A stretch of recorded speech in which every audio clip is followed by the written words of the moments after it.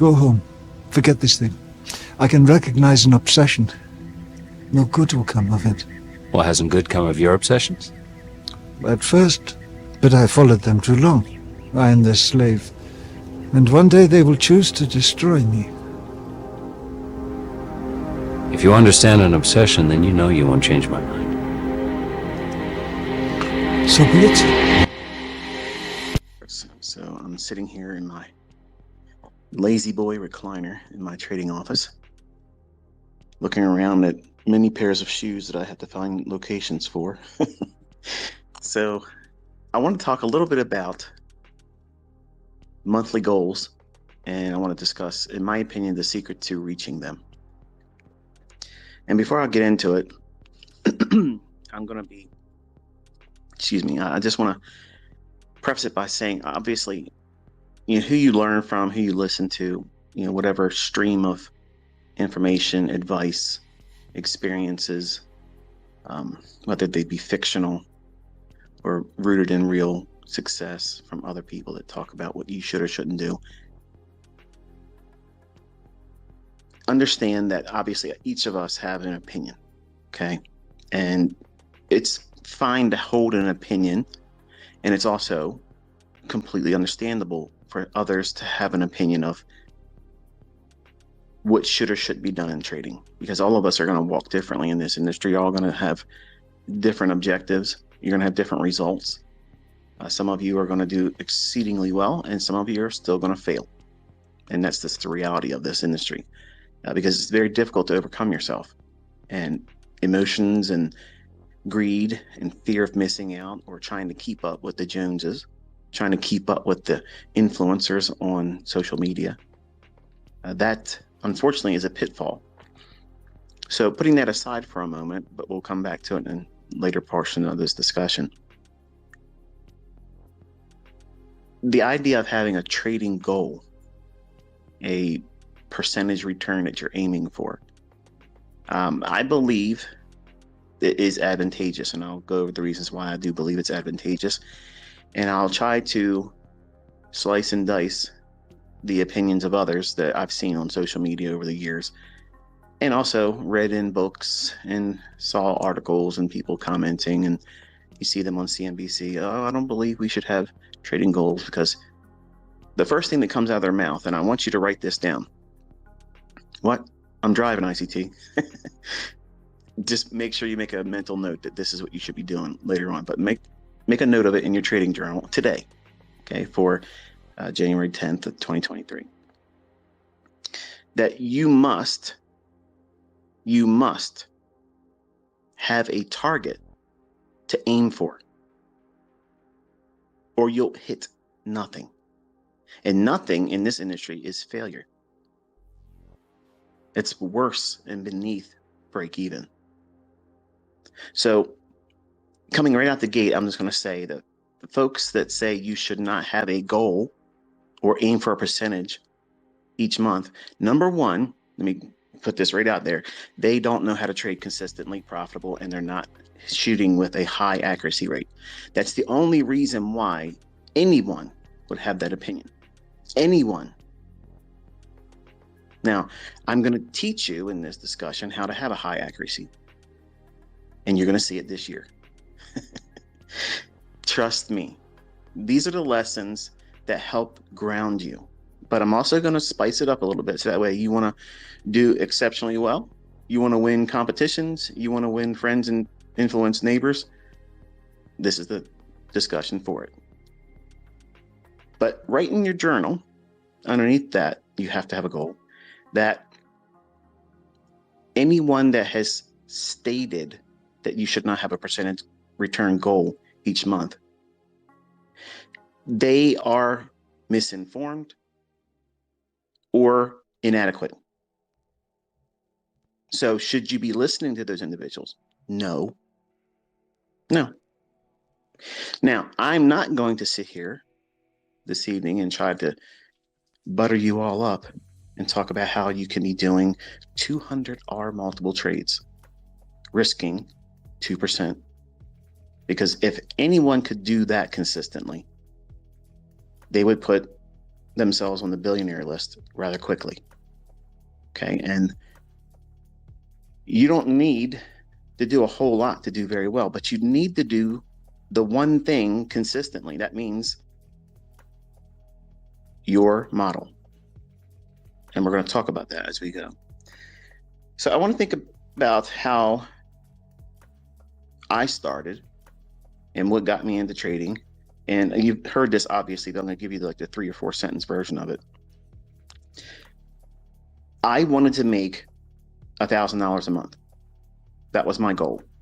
Okay, so on Thursday evening at 9 p.m. in 1992, I concocted this idea that I would aim for a way of making $1,000 per month that could be saved and put aside. And by the time I was 40 years old, I would not need to work. Now, contrast that with what you see on Instagram, Twitter, YouTube, IML. Everybody wants to be a Lambo owner. Everybody wants to be, in a $2 million house now. Everybody wants to, be the best of everything that materialism can pay for. And while that's nothing, there's nothing wrong with that per se, I don't believe that young folks or older folks should look at that and say, yeah, that's why I want to get into trading. Because that, number one, that image, you have to continuously work towards maintaining it, because once you do it, once you start it, you have to keep doing something more or you grow stale. Just look at them out there. They're all trying to get the next Ferrari. Why don't they have a Bugatti? I'm so tempted. I'm so tempted to go out and buy a Bugatti. That way I can be the first one and say, okay, catch up. $30,000 for an oil change, that just doesn't make sense for me. Even where I'm from, I think that's just ridiculous, but I digress. I believe that if you are paying attention as to what I'm showing you, and I see, I guess it's a guy. I don't know if it's a guy. I'm afraid to even say that anymore. I might get canceled.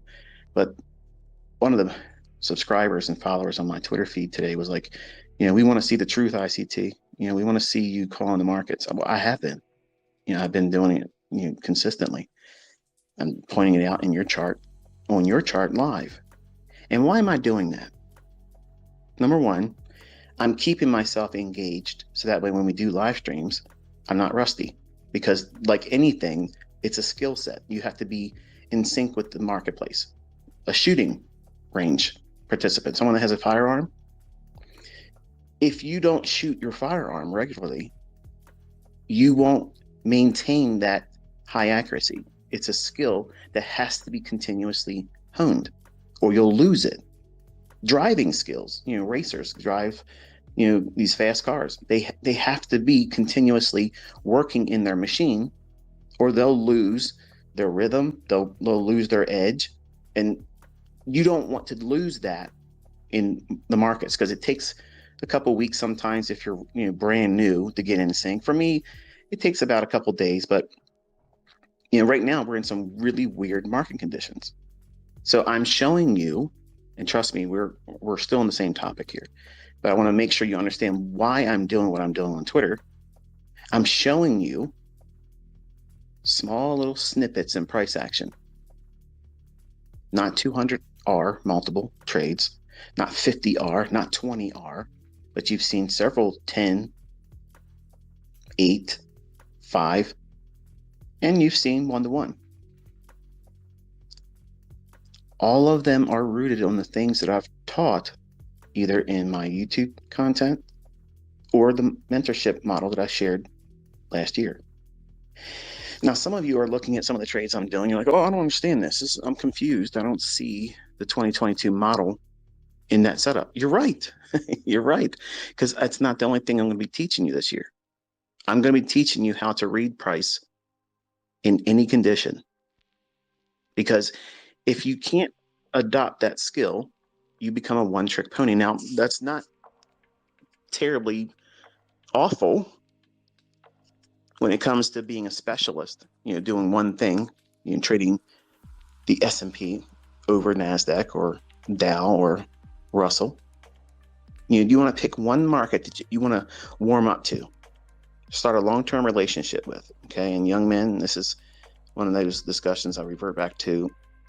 How are you doing in your personal relationships with your significant other? If you're not monogamous, that characteristic is going to find its way into your trading, and you're going to look constantly at what's this market that this person's making money in. Let me stop what I'm doing in this one and start following that market. And that, unfortunately, causes people to jump around all the time. And it's worse than system hopping, because you're all chasing the better market right now.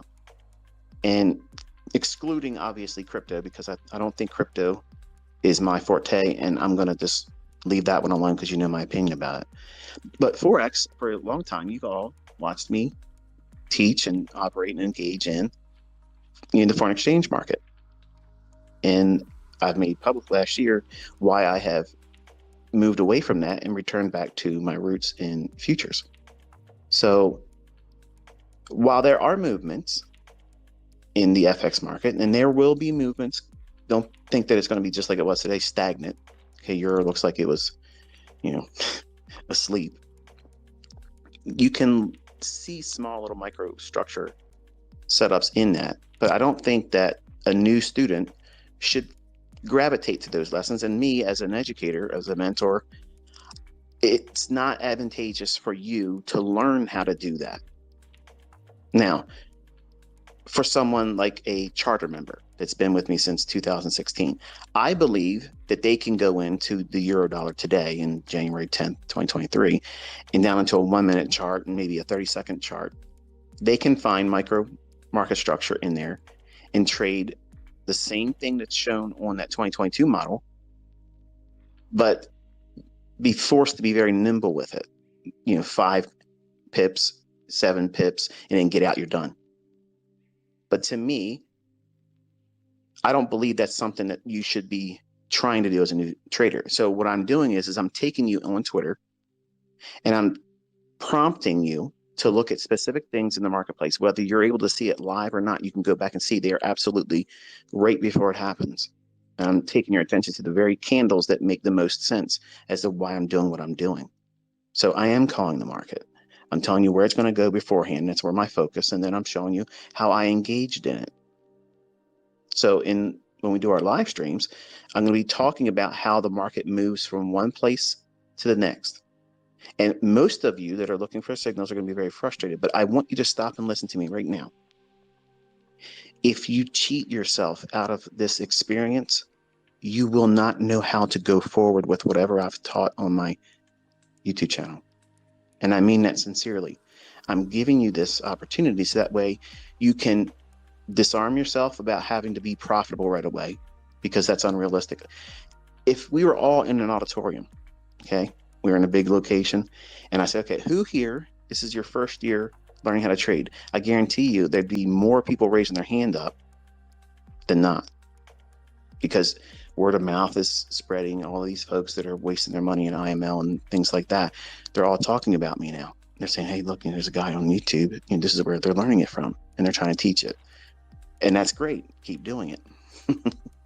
The idea of sitting in front of the charts with me live, I'm going to bridge that gap that you all have right now.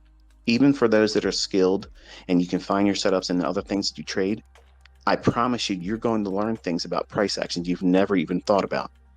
You never even figured that they would even possibly be in price. Now, the reason why this is important is because it will help you identify what you're trying to do as a trader, because you have to have a multiplier. If you want a multiple of 3 to 1, there's nothing wrong with that, and it's rather easy to do. But don't negate or scoff at a setup that would be 1 to 1, because I'm going to tell you something. I can find 15 to 20 1 to 1 setups every single day. Now, how many do you need to do well? 1. And if you made 1 and you stop for the week, isn't that profitable? Yes, absolutely. So when you listen to folks, and I've seen so many people over the internet, on YouTube, mostly YouTube, because it's a platform that people like to get on there. They'll talk and they like to hear themselves talk. And I don't like to hear myself talk, but I want to make sure you understand there's a different way to do this. And when I hear folks put on their authority hat and they share their MyFX books and they talk down to everyone else like they're doing something that no one else can do, those returns that they show, they're rather, well, wanting. And when you see individuals talk from that soapbox and they try to tell you you shouldn't have goals, isn't it pretty obvious that they live by that because their returns are lackluster? And they have like this heart attack type, if they have anything going up in an equity curve, it looks jagged, like a roller coaster you wouldn't want to ride. Or it's just drifting down and draw down, and they haven't connected it for a month or so. And then when they turn it back on, they're in drawdown. So these individuals, they're going to tell you, don't have goals. Don't do these things. A trader shouldn't have PIP goals a week. Traders shouldn't have a percentage return goal per month, because here's the thing, and this is what you want to write in your book too. In your journal, you're going to write, they will say that the market can't be timed, and you can never know what the market's going to offer you. And put quotations around that. And right next to that, I want you to write, this is a lie, and then highlight and underline that. Now, I have had 3 decades of time looking at things that were a complete waste of my time and money and attention. And in the beginning, my first 3 or 4 years was just misinformation. I was overloaded with misinformation. And if you're a casual listener, or you're just starting to dabble in price action and you want to learn how to trade, looking at all my information on that YouTube channel, it could be rather intimidating. And if you're new and you're trying to figure out what it is that you should be focusing on right now, I think personally, if you're brand new, absolutely first time coming to the channel, just look at the 41 videos that I did last year in the 2022 mentorship. That'll put you up to speed. That way, at least you'll know exactly what I'm trying to do as a foundation in the live streams that we begin in February 7th. You'll also understand what I'm helping you build on when I'm prompting you on Twitter. Some of you are saying that you're confused. You don't know what's going on, and that's normal. It'll all make more sense when you're watching it over the chart with me. But for those individuals that have been around me for a while, they know what the premise is that I'm pointing to. And most of them are learning how to do better than they thought they were doing before they started doing that, because they've ignored real-time tape reading, and you have to do that. And that's the only real benefit of me being live with you, because I'm going to force you to look at the candlesticks individually. And I'm going to outline what the algorithm is likely to do, why it should do it, why it shouldn't do other things. And by seeing that week after week after week, this conversation and all my bullet point notes that we're covering is going to be much more meaningful to you. Okay, so this Twitter space, I don't keep a running log of it. There's a lot of you that are taking them and putting them on their YouTube channel, and that's cool. I don't care. I don't care what you're doing with them. I don't have a record of these, so I know that Twitter usually, I think after a little bit of time, they just go away or something. But there's many of you all out here that are recording them and putting them on your YouTube channel. There's another guy does it, puts them on Spotify, and that's cool. I got no issues with that either.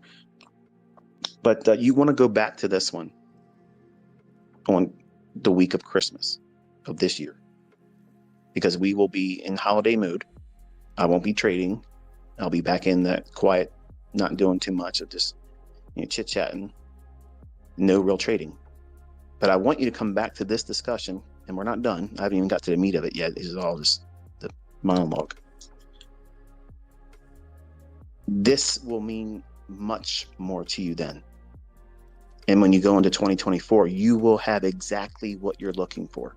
You'll know exactly what you're doing. Because this right now, for many of you, is year one. Year one. Year one, 95% of the time is not a profitable year for any of us when we first start trading. It wasn't for me. It was not for me. 1992 was my first year, and I started literally 6 weeks away from the end of the year. Exactly when I don't want to trade now. See the difference? Because I felt like I had to do it real quick. And I had no idea what I was doing. And then in 1993, I had a flash of luck and then crashed and burned. So year two, not profitable. So it's normal for you, and let me remind you all, it is absolutely normal for you to be learning and engaging in deep study, exercises, back testing, forward testing, tape reading. I'm literally going to take you through the real process that I've always taught in private mentorship that 90% of my students just simply didn't want to do. So you're going to have no excuse this year. You're going to know what it looks like to back test, how to journal, how to look at the end of the week, how to look for setups, how to go back and find your model. All those things I'm literally going to walk through like a student would be expected of me. I'm going to do it with you. So that way you can see exactly what it is that you should have been chewing on every single day and every single week, every single month, every quarter. And then by the end of the year, now you have something to work with. Then you make a decision. How do you want to trade? What setup are you going to focus on? All of those ideas that you all see repeated tweets and questions in my comment sections of my videos. How do I do this? And what should I do about that? You're going to see that many of those questions are personal. You have to come to those conclusions independent and uniquely on your own. You can't have input from someone else. Just like the topic of this discussion, monthly goals, when they'll tell you you shouldn't have that. If someone tells you they don't believe that a trader should have monthly goals, I guarantee you, if you looked at their P&L and their month-to-month stats, they're not consistent. They're not consistent. So what is the multiplier? I apologize, you're going to hear me sipping. I have no way of editing these things out like I normally do in my YouTube videos. I've done pretty good. I haven't dropped one F-bomb yet. It's probably coming though. We have the choice of multiple setups when it comes to ICT concepts. So when you're looking at the marketplace, I don't try to take any of you or all of you collectively and like silly putty press you all into the same mold, because it doesn't work that way. And I felt that was likely to be the best way for me to become a trader when I tried to be like a Ken Roberts and I couldn't make it work. And then when I tried to be a Larry Williams and I couldn't make that work. And I tried to be a Jake Bernstein, seasonal tendencies only, no technicals, just look at, okay, this is the day it should do this. And then I lost money doing that too. And I did Elliott Wave, lost money. I did Gann, lost money. I used Hurst stuff. That's a different discussion. Dow theory. Simple patterns and harmonic patterns. I've done all that stuff.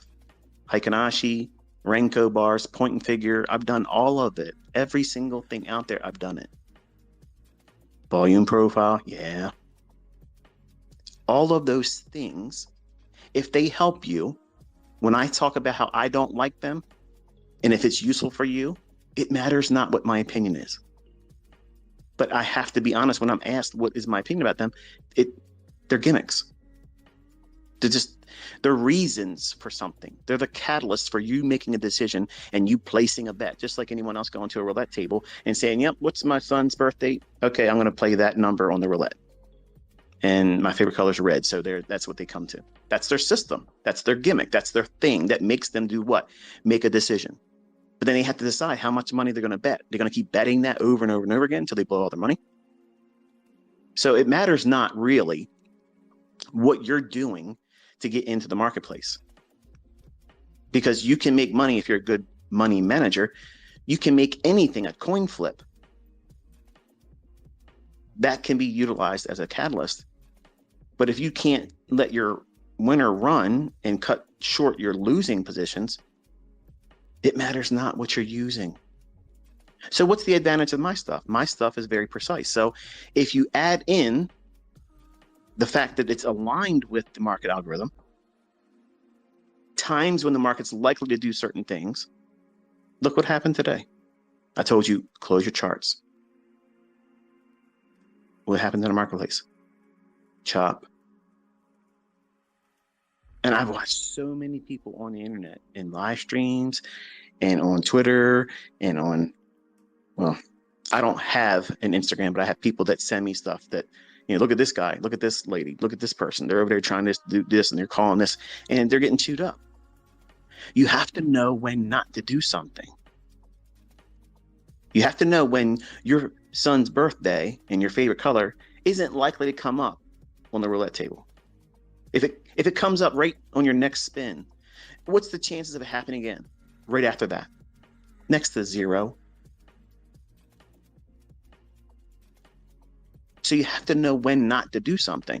And unfortunately, a lot of these folks out there pretending and masquerading as mentors and teachers, they haven't even been in the game long enough to know what it's like to be in a market that is not tradable.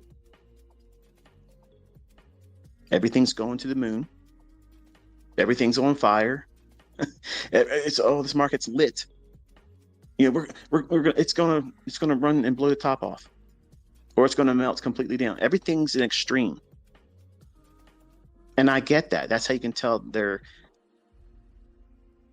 length of time in trading, because everything is an emotional experience.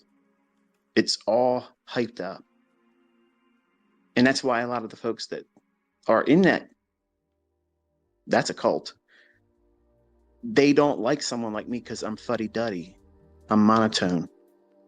And unless I go ratchet ICT on a Twitter space, there's really nothing that gets all that animated. But you want to be just like this with your money.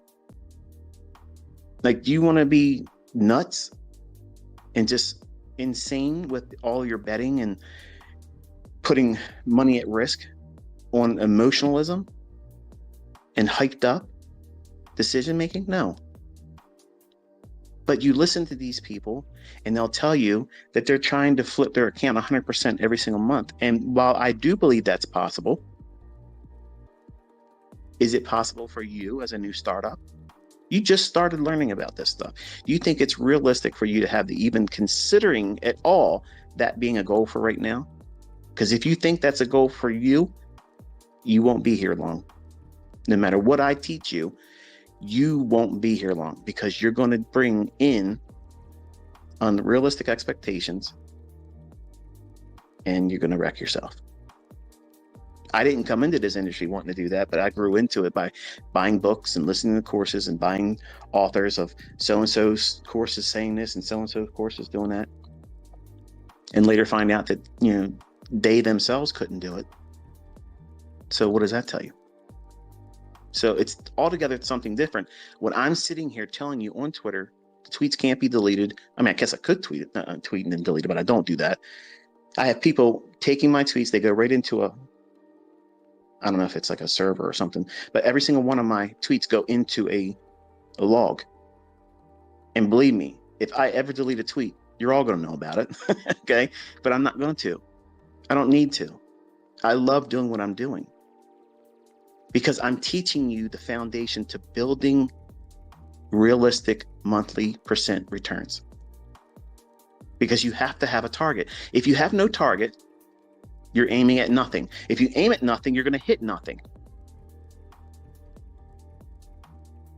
So you came to me and people like me because you want to have the experience that we have or pretend to have. Now, clearly, I think I'm showing you that I can see these things before they happen. You're experiencing it. Just look at the tweets and look at the people's reactions. When you're looking at the chart and it's happening. And I know You're sitting there smirking. Right now, the corners of your mouth is turning up, that small little tug of a smile and smirk, because you know what you've been witnessing. You know that my slogan is every week, every day, and it won't stop. I'm proving it. Now, you will be able to do this skill set, but you will not in year one be able to go out every single day and find a setup like I'm doing. That's not realistic. Year 2.5, 3, yeah. So what is a goal for you? As a new student, what is reasonable, ICT? What should a new student hope to do by the end of year one? Number one, your first year is discovering who you are as a trader, because you're going to go through all kinds of seasons, not just 4, okay? Not spring, summer, fall, winter, okay? You're going to have some wild, crazy experiences in your own development, because there's going to be times where you think you figured it out. And then all of a sudden you're going to go into a tailspin and you're going to experience something else in the marketplace, which is a quarterly shift. And it's going to feel like everything you're doing, because you haven't aligned yourself with the market, what it's doing then, it's changed, but you haven't seen it change yet, or you're resisting it. And you're going to insist on taking a square peg and putting it into a triangle, and it's not going to fit, and you're going to be frustrated, and you're going to think, oh no, these things are being manipulated now. They're changing the algorithm. I'm not changing shit. It's staying exactly the way it is. So you need not worry about it. But you're going to be trying to think about how you are feeling, and you're never going to be able to do this. And that's not the right way of doing it. You have to relax and allow yourself to observe, experience these changes in the marketplace. They're quarterly shifts. Don't hold your opinion or your bias too hard or firm, because they will be ripped from your hands. Whether you want to relinquish the grip or not, it will happen. So you want to hold things lightly. That way, when you see trouble arising in your trade, you don't go in and say, oh, I'm going to hold on and I'm going to move my stop away from where I had it initially, if you even used a stop, like I see people on live streams doing. That's a telltale sign that that person doesn't know what they're doing, because if they knew what they were doing, they would not be moving their stop once it was placed. They just submit to the fact that they're going to get stopped out. There's nothing wrong with that. There's absolutely nothing wrong with it. That mechanism is there for your protection. That's what you're paying the stop to do, its job. Limit how much I'm willing to take as a loss. Not, I'm in a trade, I'm holding on longer, it's not moving fast enough for me, so what am I going to do? I'm going to open my stop up more and take on more risk. How is that a good idea? See, you're going to have that experience. You're going to feel like doing that. I'm going to force you not to do that this year. And you will learn. I will teach you. By the numbers, you will be better than you are right now, and you're going to know more about price action than anybody else can show you. When you sit down on Twitter, whether you're doing it live with me or you come back to it later on when you get back home, or you find time to go through it, it's important for you to understand that those tweets are time and date stamped. I can't change them. I can't edit them. I don't have a professional account or whatever they offer where you can edit your tweets. I don't do that.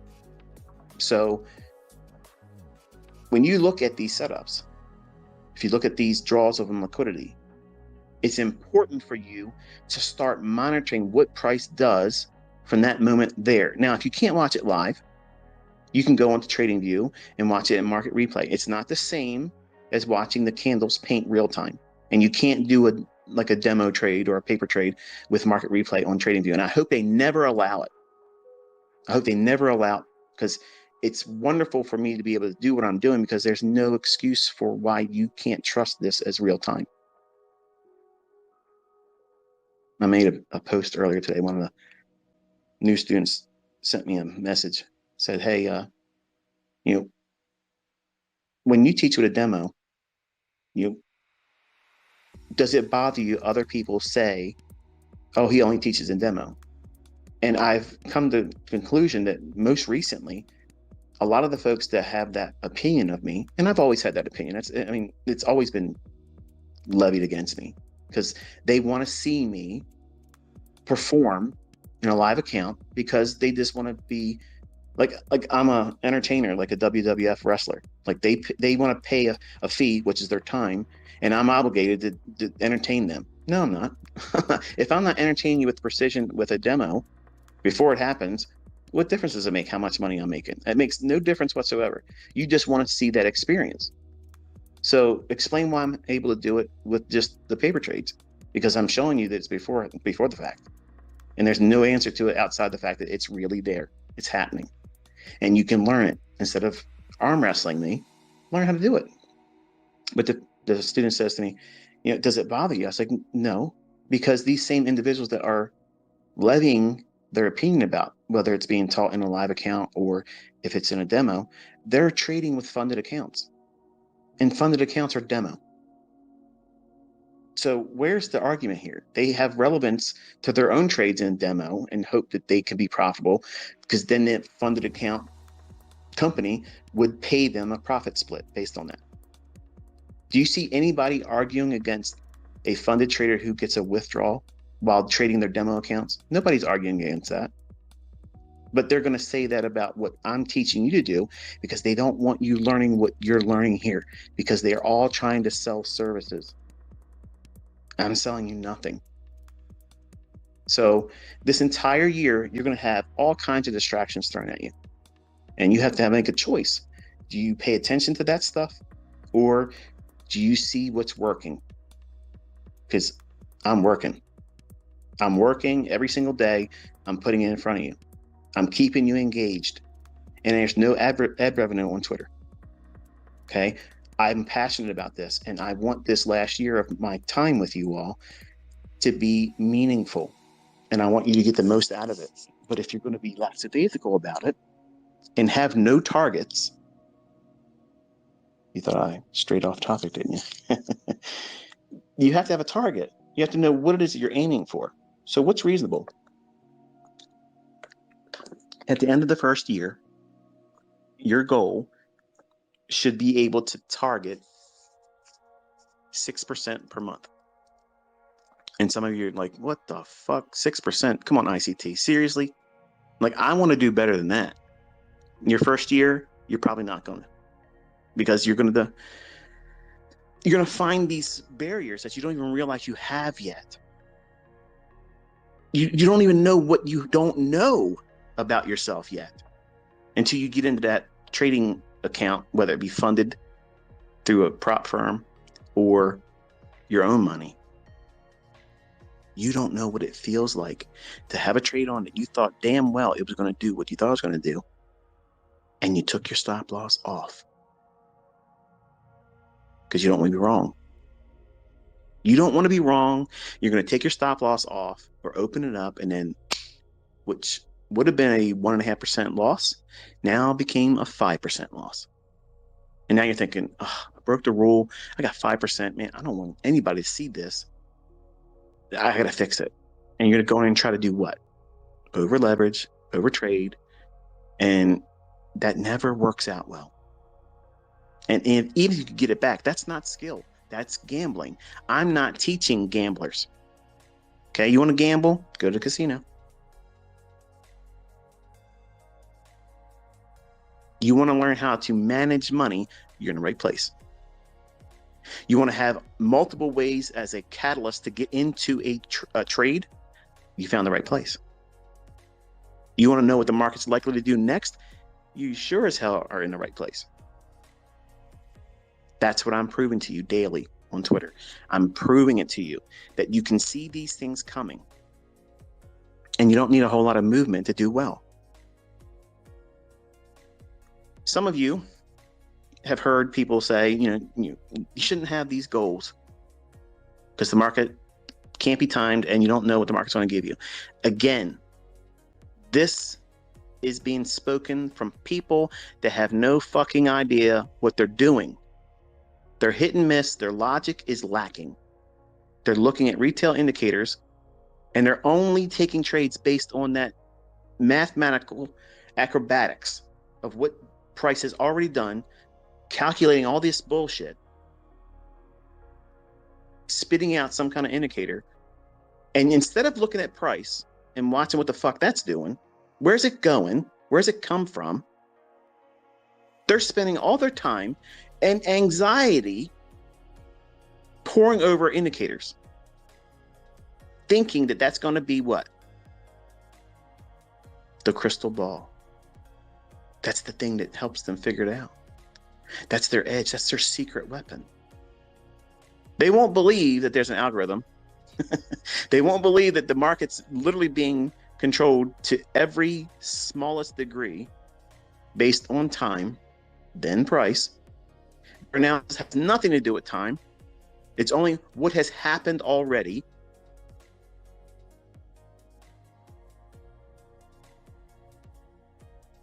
And they wonder why they don't do well.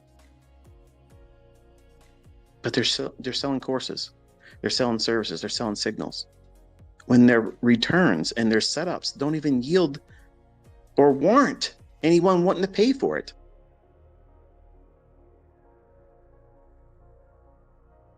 The industry is rich with a lot of bullshit. And when you come to the conclusion that 99% of these fuckers have no idea what they're talking about, when you spend time with me and you see what really goes on and how price is really booked, it's shocking. Because you start thinking about, how much time did I waste doing all this other shit? Like, it's liberating. And here's my final point on everyone else, because I know some of you are listening and you're pissed off, and you're going to be trolling me going forward in the next couple of weeks or whatever, what I said tonight. That's fine. That motivates me. This whole discussion tonight was a response to someone that was talking shit about me in comments in somebody else's video about how monthly goals shouldn't be, utilized. Traders shouldn't do that. I'm like, really? And then I'm sitting here, I got a rant. I got to get it off my chest. So if anybody tells you that you shouldn't have a monthly goal, they're full of shit and they're a fucking clown. Okay. I'm going to show you this year how you can do this. 6% per month is absolutely doable. 100% doable. But you can't expect to be able to do that in month 1 to month, say, 9. I don't think that's realistic. Because while you might do it 1 or 2 months, what will happen is you'll think that you got your groove, and then you really don't. Or you take the average trade setup that may or may not be a good setup, but you'll believe that it is, and you'll take the trade and you'll put it on. You'll put your stop loss on just like you're supposed to, and it'll stop you out. And you'll be annoyed by it. Like a rock in your shoe. Ugh, I can't stop walking, but this rock in my shoe is driving me nuts. That's what it's like when you have those types of little inconveniences. You just got to keep doing what you're doing. And when it's time and safe to do so, you stop, take your shoe off, let the rock fall out. When's that? On the weekend, when you can't do any more harm. There's logic to everything I'm telling you.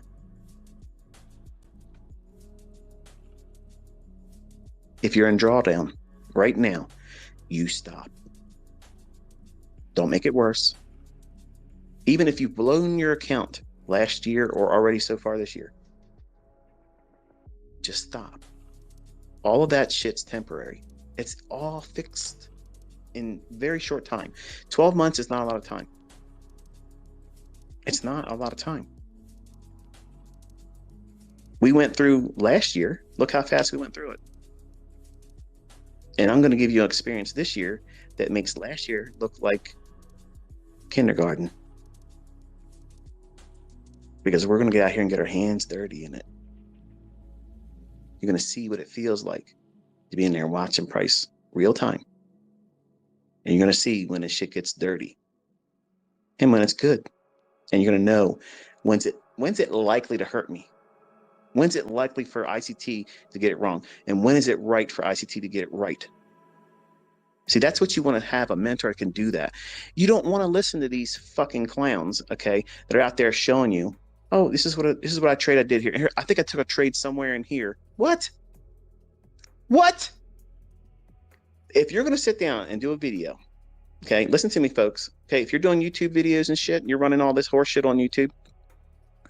If I see another motherfucker go on YouTube and say, "Yeah, I did a trade. I think I took a trade anywhere." Something, it's the same fucking day. You can't show me where you got in. Where's your price at? Where was your price? Where was your stop? Where was your target? Why the fuck can't you do that? Because these people don't trade. It's all bullshit. It's all fake. Okay. That's why I'm doing what I'm doing on Twitter. That's why I do the recordings. That's why you see me execute. That's why you see my entries, because I'm showing you over and over and over again the logic that you are wasting time right now in your mind thinking will be reversed. And you're like, oh shit, this stuff really does work, because he's engaging the marketplace exactly how he says. I'm not making shit up on the fly. It's the same shit all the time. All the time. It's the same thing repeating over and over again. It's going to have slight little variances to it. Over time, you will start to see them and recognize, oh, it's still the same thing.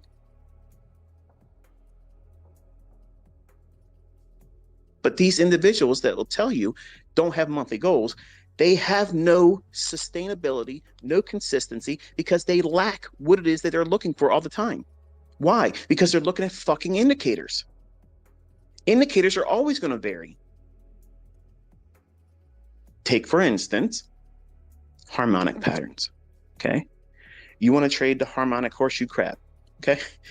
There isn't one that I'm being facetious because I can't stand this bullshit. And I wasted time and money on this stuff. Okay. Did I make money with it? Yes. Did I lose money with it? Yes. I found something better. I found the real market. All of that shit is nonsense. Nonsense. Cipher patterns, Gartley's, all that bullshit. You're worried about having all these ratios laid over top of your chart when you just simply look at the open, high, low, and close. What time is the fucking market trading right now? Okay, is it time to do something? All right, great. Was there a displacement? Have they taken the stops yet? Okay, where's the draw on liquidity? How fucking easy is that? How easy is that? That's fucking easy. That is so simple. But you're out here trying to figure out which fucking animal pattern, what ratio, what nonsense to lay over top of the price, which is beautiful. It's a beautiful piece of ingenious entrapment, because here's what they've done with this bullshit. They're hiding price. And you're all out here fucking around, floundering, making a little bit of money here, because everybody once in a while wins at the casino. And they're all going to do what? They're going to pony up where they got it right. And then because of that, you get the online trade academy shit where supply and demand, this is the way the market works. No, it's not. Market profile, footprint, DOM. No, they're all gimmicks. Strip it down to a single candle or open, high, low, close bar. My eyes can't do very well with them anymore, but the open price, the high price, the low price, and the closing price, and time of day, day of week, what month of the year. All this shit matters. You honestly believe that these big fucking banks are putting billions of dollars on a fucking crab pattern? Are you kidding me? Are you fucking kidding me? You really believe? If you believe that shit, you just might as well turn this off and stop doing trading, because I guarantee you're not making any money. You're not going to be consistently profitable. You believe nonsense. That's fairy tale shit. That's nonsense. They're not going to put billions of dollars behind some nonsensical horseshit harmonic pattern labeled after an animal pattern. Think, folks. Please just stop and think. Do you really believe that investment banks are going to do that? Do you think they're going to be buying fucking diagonal trend lines? You think they're doing that? They're not. They are not. That's the bullshit that they've thrown out to all of you and me when I first started. And we chase all that shit. And we lose our money and say, fuck it. You know, it's just too hard for me. And I'm just never going to do it. Because they know that's 90% what happens. And you don't ever really investigate the clues that they have hidden from you. by doing everything fucking opposite to what these books tell you to do.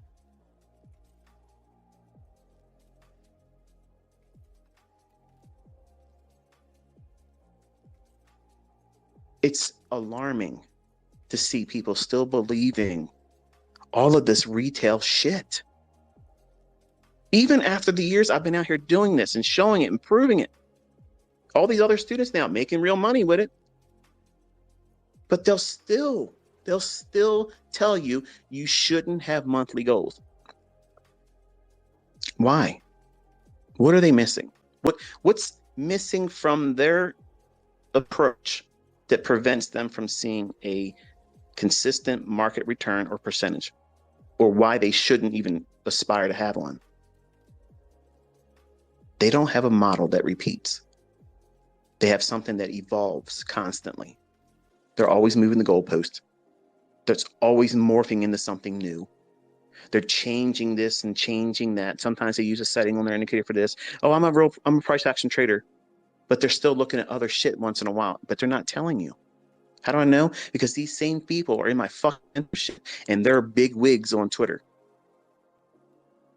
But because they're my student, they have to divulge things to me and ask me, hey, look, what about this and what about that?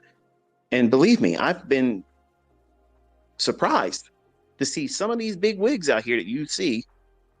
And I'm not telling you their name because I'm not going to do that.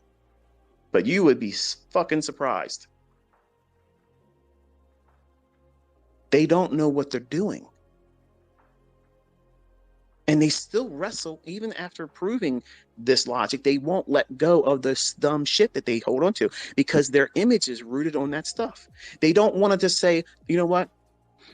I've made money in this stuff. I've lost money in it. I found something better. I found the real market. I found what really drives price up and down.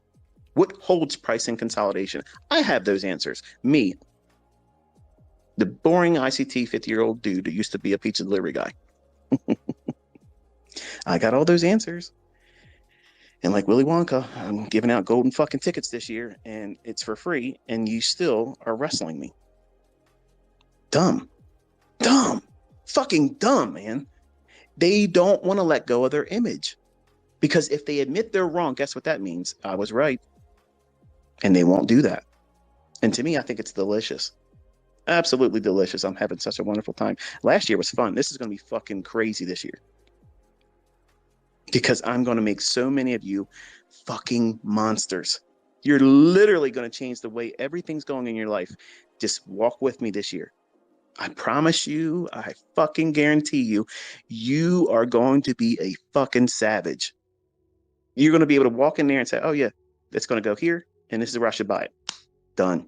Where's my stop at? It's going to be right there. I'm not opening it up. Once it's there, it's done. And I'm going to close it as the market moves in my favor or reverse it. And you're also going to look at the market and say, nope, I ain't touching it. It's bullshit. I ain't touching it. And you won't have any qualms about nothing. You'll just turn your charts off and go do what the fuck you want to do. Because you know, like today, it's shit show. That's what real traders do. That's what the real elite does. They're not out here fucking around with all this bullshit on their charts. They know exactly when they're going to do something, when they're not going to do something. How hard is that to understand? How hard is that to understand that if they are elites, they know exactly what you don't know. They know when to do it. And that's it. Nothing else. Everything else is bullshit. Everything else is a distraction. And it's something taking your attention away from the real moves.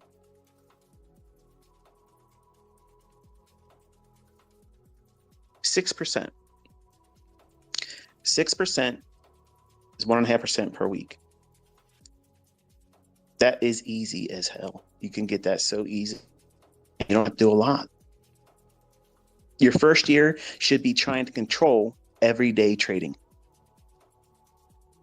Everyday trading is a loser's recipe. You're going to get terrible results by doing that. Tomorrow, you should not be trading. That's your homework. But ICT, I want a demo. You failed. That's it. You failed. I'm telling you to not do something to test your discipline. And if you don't have discipline, you're forging it by doing this. You're creating something that you lack right now. Discipline. Well, why don't you want us to trade tomorrow? I'm not trading tomorrow. Oh, because you're not doing it, we shouldn't do it. You're fucking right. What am I waiting for? Thursday is CPI. Every time I've publicly shown this year, last year, I was dead wrong on where I thought CPI was going to go. I have to wait, just like you have to wait. The market's waiting for that.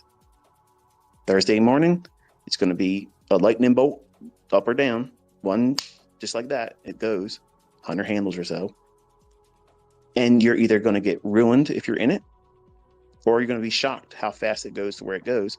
And then after that, we can go in there and start looking for liquidity and inefficiencies. And I think, the PM session on Thursday and Friday will be the next real opportunity. But you have to do what? Exercise personal responsibility and self-control, and not do what it is you think you should be doing, because it feels what? Counterintuitive, counterproductive. You're here to learn how to trade, so let me get in front of the market and do a trade. I should be doing that, ICT. No, you shouldn't. You don't need to be doing anything, because the market's primed to do what? Wait for the big news on Thursday. You honestly believe there's a lot of people squaring up positions to do something ahead of CPI? No. Think of it like FOMC rate announcements. The market moves around, yeah, but nobody's really establishing major positions ahead of that shit, because it can go all over the place. And many times do the very opposite of what you would expect based on the release or the rate announcement, or to whatever fundamental data they use.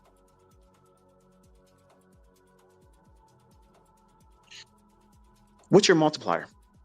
Because that's the number one thing. You have to have that. If you don't have a multiplier, you can't hit your percentage return. So what is your multiplier? Okay, close your eyes for a second. Not if you're driving. Think about the things that you've watched me engage and record entries on.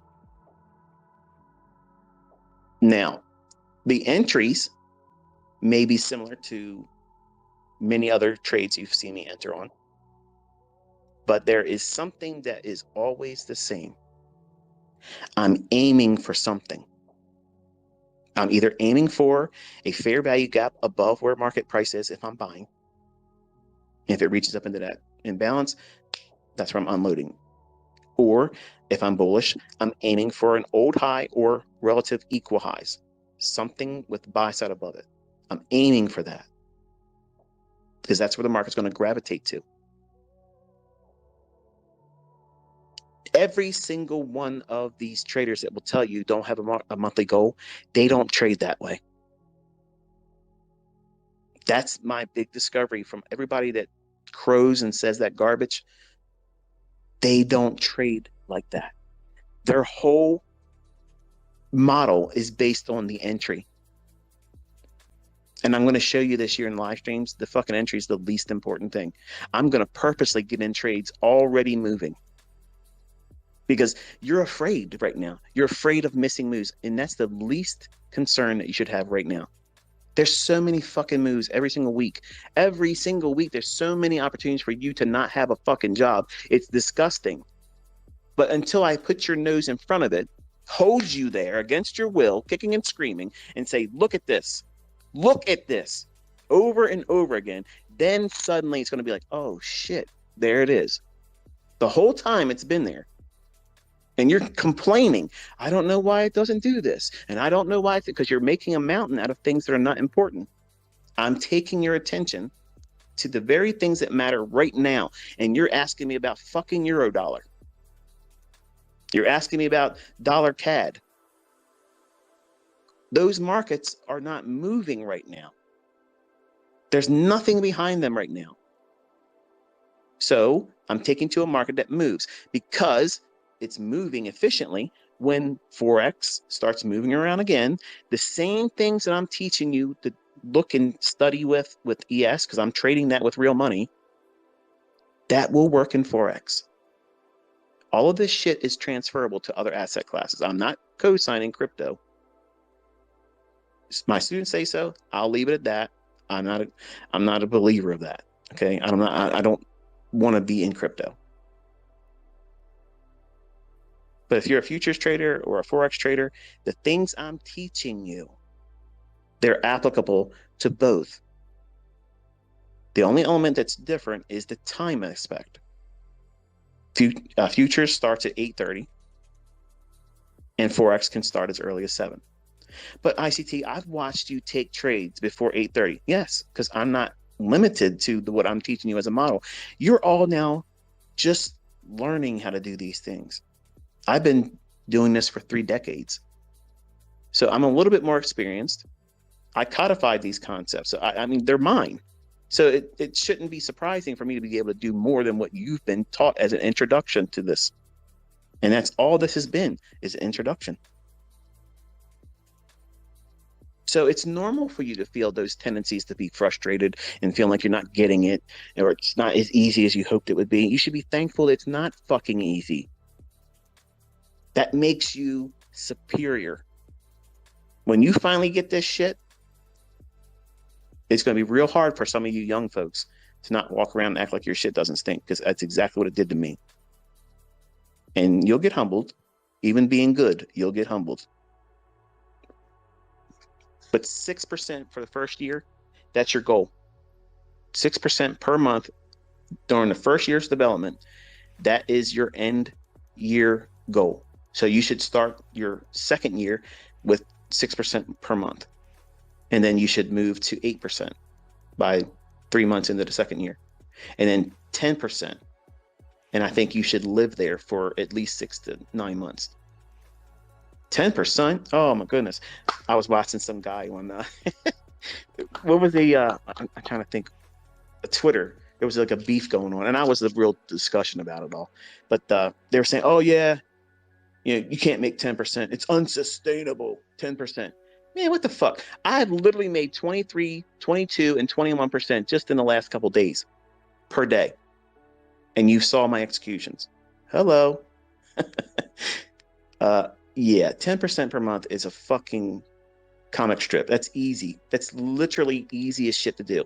It's not easy to do for someone to just walk through and took a casual stroll through YouTube on IC content. That's not realistic. Okay, so make sure you understand what I'm saying here. Year three, if you go through exactly how I'm showing you this year, 10% per month is absolutely doable. I don't give a fuck. I'll stand in front of the CFTC and say, yep, you can do that too. It can happen. It's easy. That part's easy. Why? Why is it easy? How can it possibly be obtainable? Number one, you have to know what you're looking for. What repeats every single day? Now listen, if you've been eating Doritos and chips and you're watching some sports bullshit, okay, stop, because this is the part where it really starts to get good. What repeats every single day in the marketplace? Think. A rush for the market to go one direction or the other. Here's the wonderful thing. You can be dead fucking wrong at the beginning of the day on bias. Here's the secret. Listen. You can be dead fucking wrong on your bias every single day at 9:30. Who gives a shit? Flip a quarter. If it heads, okay, I'm going to be looking to go long. If it's tails, you're looking to go short. And then you wait. Wait that first 30 minutes and see what they do. If you had a liquidity pool that they were aiming for, or likely to be aiming for, in other words, if you think that the market was likely to go up to take out an old high, run some buy stops, right? And the market just immediately tanks. The first 30 minutes, this is going down, down, down, down, down. Okay. Well, now you have a easy decision to make. Is there a fair value gap that decline has created and left in its porous wake? In other words, as it's dropped down, did it leave a fair value gap up there that it can go back up into? Some of you that are scalpers may say, okay, I'm going to trust a counter trend move and I'm going to trade up into that, and that's my trade for the morning. That's it, I'm done. Others would wait for it to go up into that fair value gap and then run to another lower low. That's a bread and butter setup. Both of them are. Which one would you personally feel comfortable doing? That's the problem with all of you. You want whatever I've done recently, that's the model you want to do. Much like when you now have seen multiple times now where I say a range shouldn't be filled in, or this is a balanced price range, my stop loss can be ultra tight, and I'm showcasing that, improving it, and typing it out, saying this is exactly what it's not going to do. And now you want to abandon every other pursuit in your learning to now discover that. Because if you could just do that and put that on YouTube and on Twitter and on Instagram, you're elite. That's bullshit. You're wasting time doing that stuff. It's not to say that it's not important to learn, because I'll teach it to you, but that's not it. You have to see what happens every single day. The market's aiming for liquidity. Period. That's happening every fucking day. Every day. And next week, I'm going to have an exercise for you every single day. You cannot do anything until 10 o'clock. And then we're going to be looking for a pool of liquidity above or below the marketplace. And you have to engage that for 5 handles. And you have to do it every single day next week. Oh, what if I fail? That's fine. It's okay. You're doing it. And doing it is like working out. You don't get abs the first time you did sit-ups. You're not getting a 6-pack abs just because you watch some guy on YouTube do them. You got to get out there and do that shit yourself. So this is how you do it. Every single day, the market seeks liquidity. That's the benefit in being these lower time frames, because there's so many fucking chances to do that. And 5 handles is 5 handles easily done. Now, let's return back to that multiplier. Folks that don't have a model that repeats, that is absolutely generic, that keeps repeating over and over and over again, that's not linked to sound logic, but it's rooted in all kinds of indicator horseshit, they have no idea what pattern is going to set up next. They're just reacting to whatever the indicators are saying. They can't forecast it. They don't know when it's going to happen. Contrast that with, we know exactly when the fucking shit's occurring. We like the last hour of trading. That right there, some of you, that's the land of milk and honey. Because you have all of the day behind you, and you have that last hour of trading. If you see that last hour hasn't ran out a target that it's obviously aiming for, that last hour becomes real easy to trade. Or if it hits it in the afternoon session, and we start going into that 3 o'clock hour to 4 o'clock Eastern time, and there's a small little shift in market structure, and it returns back to a fair value gap, look for a pool of liquidity on the 1 or 5 minute chart. 5 handles, done. But what if it goes 30? Who gives a fuck? You're aiming for 5. 5, okay? You're doing this to make money. You're not doing this to impress people on fucking social media. That's what some of you are you're more focused about that. That's the driver for you, because that gives you what? Significance. And I understand that wholeheartedly. Believe me, I understand that. But that is a pursuit that's wasted. You want to be making money. That's why you're here. You're not in here to impress anybody. You're here to make fucking money. And you can't make fucking money if you are not consistently doing the same things. And how do you do that? You have to have a goal. Let's say, hypothetically, that your goal is to get funded with $250,000, $250,000. Now, I haven't gone through the trouble of discerning how much it costs a funded trader to pay for the access to something like that each month, and I don't know. Okay, but you're welcome to tweet to me and say, this is what that company does here. To get $250,000, this is what you have to pay for. This is what you have to do, and the whole business. Okay, I don't know that. I'm just giving you some ideas to think about. Okay, but if you had $250,000 that you were funded with, whether collectively or individually in one prop firm, and you're aiming for, now you're in year 2.5 to 3 years. Okay, so you're looking for 10% returns per month. That's 2.5% per week. Now, some of you that are probably educators or mentors listening to this shit. Maybe you're a professional trader. Maybe you've been doing it for a long time and you think, everything I'm saying is horse shit, whatever. I'm going to prove all this year. 2.5%. If you're telling me that you got in this business and you can't make 2.5% in one fucking week, what the hell are you here for? Like, what are you doing? 2.5%? Like 2.5%. You can't do 2.5% in a course of 1 week. If you've been doing this for 3 years, you're doing something wrong. I'm telling you, you're doing it wrong. Less than 2.5 years, if you're thinking you're going to get 10% consistently every single month, then that's not going to happen. So let's be real, okay? Can someone that's been versed with price action do 10% per month consistently? Yes. How? How can that be done? Well, number one, let's strip it down to the basic math, and then I'll tell you how to apply your multiplier to it. So you have $250,000 and you're aiming for 10%. So you're trying to get $25,000 for that month. So you take your 25,000 divided by 4. That needs to be broken up of, and then we're going to use just one market, and we're going to say my baby is ES, okay? E meaning S&P. You're not worried about what Nasdaq's doing. You don't give a shit what Forex is doing. You don't care what crude oil is doing. You don't care what Bitcoin's doing. You don't care about the new coin coming out.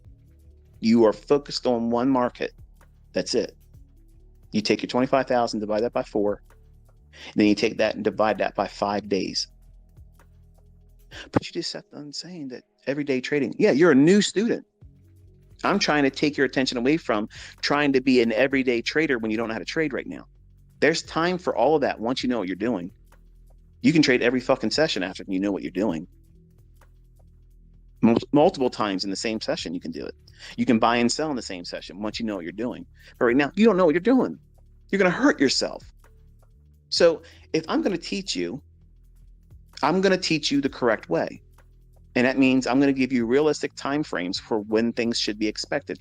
What happens if you do really, really well? Could you do it sooner? Yes, but that shouldn't be your goal. You should be doing this with the intent that you're going to do it with these timelines in mind, with the intent that you're going to get good with the proper amount of time to allow you to develop into it. Okay, 10%, Michael, that's a little too much for me now. Give me something more realistic. Okay. Let's say it's 3%. Oh, a month? Come on, Michael. Seriously, 3%? Dude, that's like your stop loss. Yes, but here's the thing. $250,000. And if you have 3% as your model, you're aiming for 3%. Can you hit 3% in year 1 per month? At the end of it, yeah, I believe you can.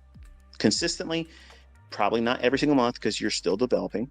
But I think in the same frame of 2.5 to 3 years, I think 3% every single month is absolutely doable. What's the math on that? Well, for $250,000, and you're trying to get 3%, it's $7,500 per month. So you take that same thing, divide it by 4 weeks. And I know some of you are thinking like, this is anybody could do this. Is elementary math. Yes, but I want you to think about how you're not doing this. So it's so easy, you know the math, but you're fucking still working. Okay, you're still doing fucking oil changes at fucking Jiffy Lube. Okay, and you're going to talk to me in the comment section about how you say this and you say that. Dude, if it's so easy, you do it.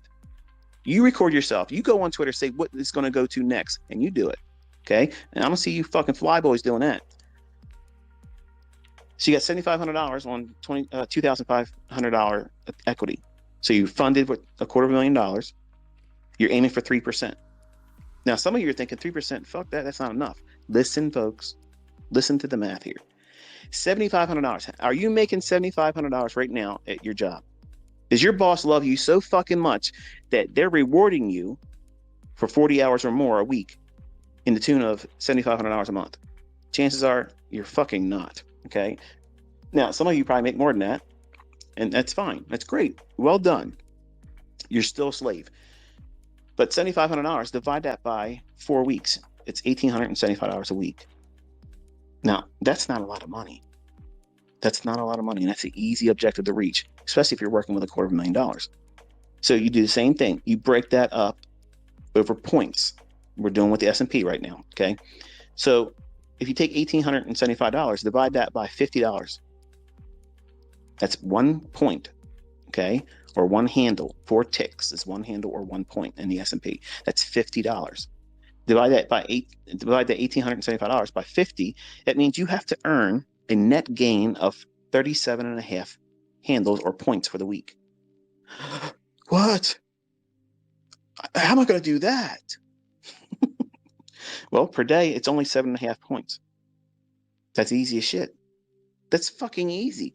Now, you split that day of 7.5 points into 2 sessions. You have the morning session, you have the afternoon session. Divide it into lunch. You take a lunch hour, go play some PlayStation, Xbox, take a nap, whatever. Come back at 1:30 and work till 4 o'clock and aim for what? The same thing you try to do in the morning. You got 7.5 points that you got to make. That's your goal. That's all you're aiming for the day. You try to get 3.75 handles. That's 1 tick less than 4 handles in the morning and in the afternoon. So aim for 4 handles in the morning, aim for 4 handles in the afternoon, and that covers your commission costs. And you'll net 3.75 handles. You do that every single day. Or if you're a swing trader and you say, okay, I can see something on the hourly chart that's going to probably move 40 handles, well, then you just do 1 trade and you're done. But you can split this up into small, little, tiny, bite-sized pieces. And if you've watched what I've been doing and you think that 4 handles is hard, you haven't been watching enough of my videos. You haven't been watching enough of my executions. 4 handles is nothing. Like 4 handles, that can happen in less than 5 minutes. 2 minutes. Like in some instances, a one minute candle, it can do 5 handles. Because I'm taking you into the time when the market's likely to move like that. Aiming for a direction or a bias that's attacking a pool of liquidity or aiming for an inefficiency. You're not looking at indicators, you're looking at shit that repeats over and over again. So you could be taking that $250,000 account and parlaying that up to $7,500 a month, doing around $80,000 a year,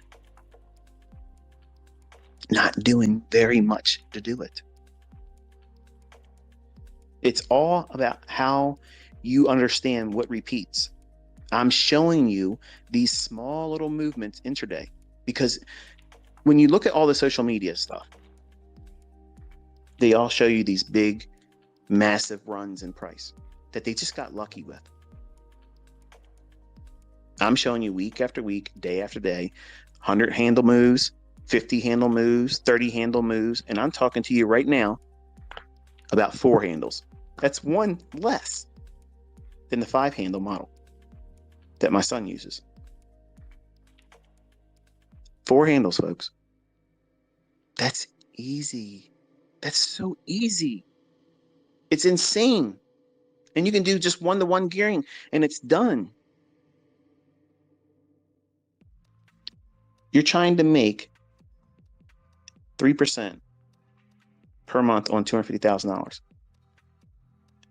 What happens if you do that same thing each month with that same $250,000 account and you let 3% compound over and over and over again?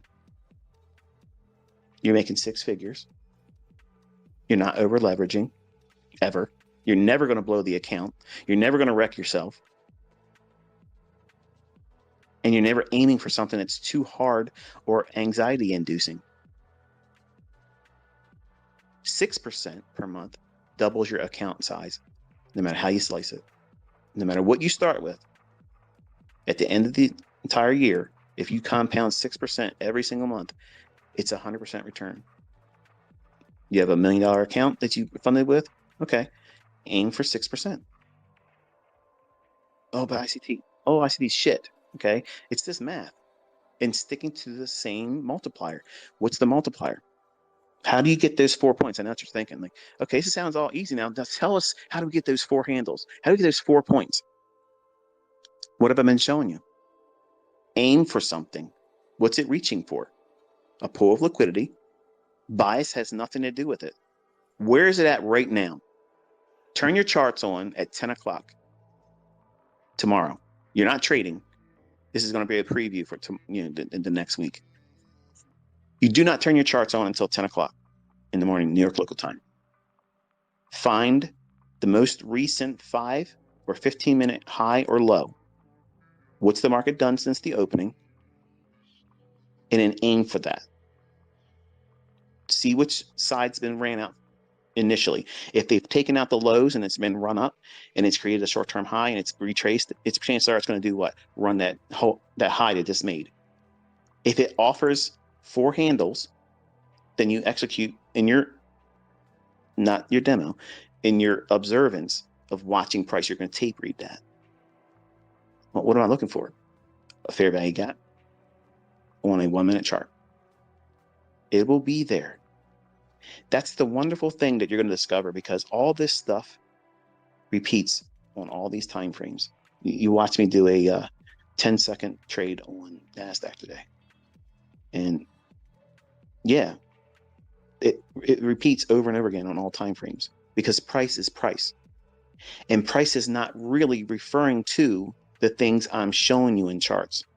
That's the language that I've used to bridge your understanding and what you don't and won't know about the algorithm.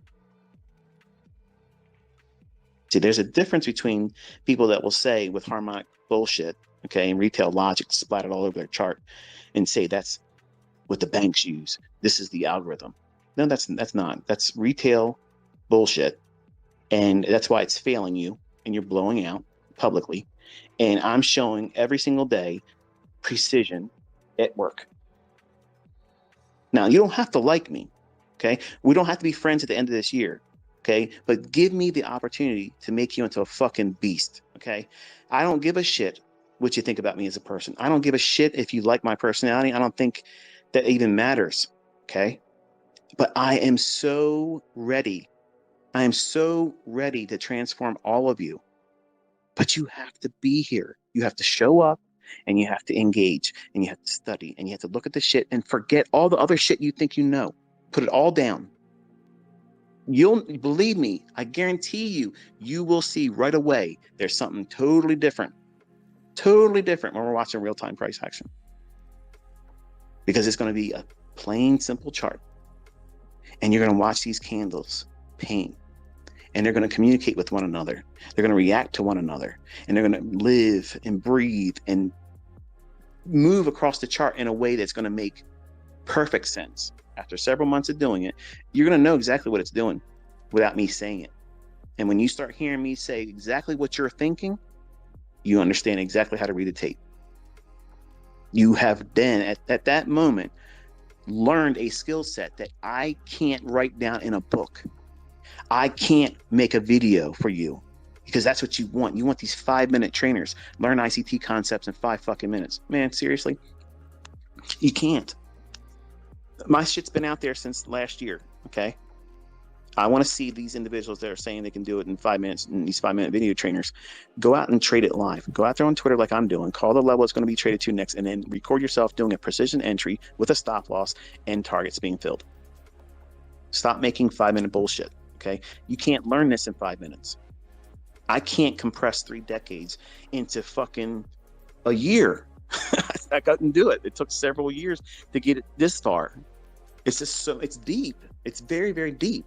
And you can go really, really, really far with your learning with this and become a freak with it, like I am. Like to me, it's amazing. I love it. But you don't need to be like this to make money. You can just do what I showed you last year, and that's it. That's beautiful. You can make all kinds of money with that. But what repeats every single day, that these folks that will tell you don't have a goal. Don't have a fucking goal. Don't have a percentage return, because math doesn't matter. And the logic they use in trading is flawed. So it makes perfect sense. They'll argue and say, oh, they're going to show you a spreadsheet, and they're going to pull up a calculator, and they're going to do this and going to do that. But they're not going to be able to do it because this, that, and the other thing. Now, bullshit. I'm already showing you. I'm bringing the receipts that I can read this shit real time on any fucking time frame. Any time frame. I showed you with the daily chart. I showed you with the weekly chart. I showed you with the 4-hour chart, the hourly chart, the 15-minute chart, the 5-minute chart, the 1-minute chart, the fucking second charts. 10 seconds now, folks. 10 fucking seconds. Do I got to do it with 1-second charts? Because I'll fucking do it next week too. And you still will see doubters because they can't do it. Fuck them. They don't matter. They don't matter.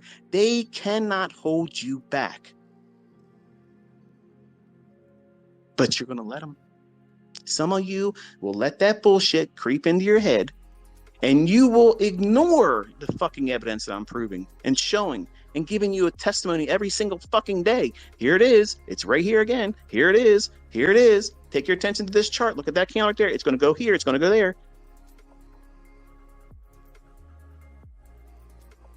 You have to have a target. You have to. If you have no target, how the fuck can you measure your progress? Are you hitting the mark every single time you aim for it? How can you realistically gauge progress and development? You're going to be spinning your wheels, which is exactly why this fucking industry has break even to blowout. 90% club. First 3 months, that's exactly what happens. How many times have you seen me get it wrong? Yeah, how about that? I'm publicly doing it. I'm pointing to it. I'm calling it. I'm recording myself doing it. How the fuck can I cherry pick it? I've already co-signed where it's going. You know where I'm aiming for. You know the logic I use for trades. My trades are one-sided. If you can paint the direction on both sides, that's not high probability. I wouldn't be in that fucking move. So you take that logic of knowing what we're looking for. The multiplier is your setup, your model, the thing that you trade over and over again. You don't give a shit about anybody else's pattern. You don't care what ICT's fucking trading. You don't know what anybody else in the community is doing. You don't give two shits what they're doing. You found your setup, your model. What does that look like? Well, I just showed you one the other day. I gave you a breaker that I thought was going to be, something I can watch and see it melt down. If it would have broke through, then I would have used a fair value gap and I would have done something with that trade. But I told you to wait. Wait to the open and what? And 15 minutes. And in that time period, waiting, I saw what I was looking for wasn't going to pan out. And if I have a time limit or a filter on saying I can't engage at 9:30, I got to wait. I can't get in ahead of 9:30. I have to wait.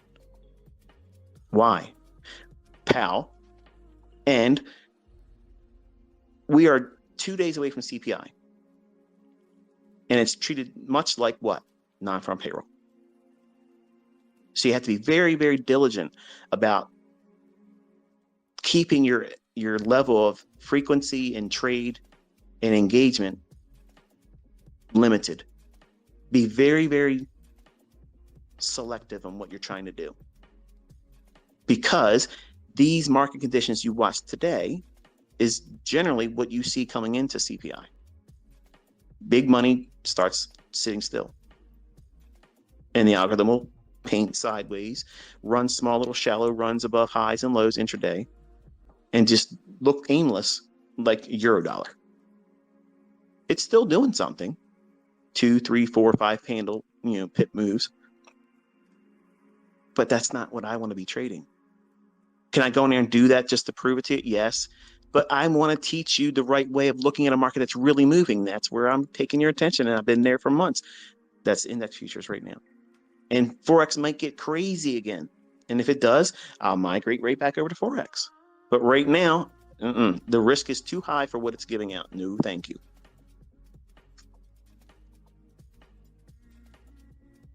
So if you're looking at a pattern like I was explaining, if I'm looking at something in the chart that might lend to a breakdown, but it's not doing it, if it's resisting it, then it's going to be a fade for me. And I'll immediately override that waiting 15 minutes and buy it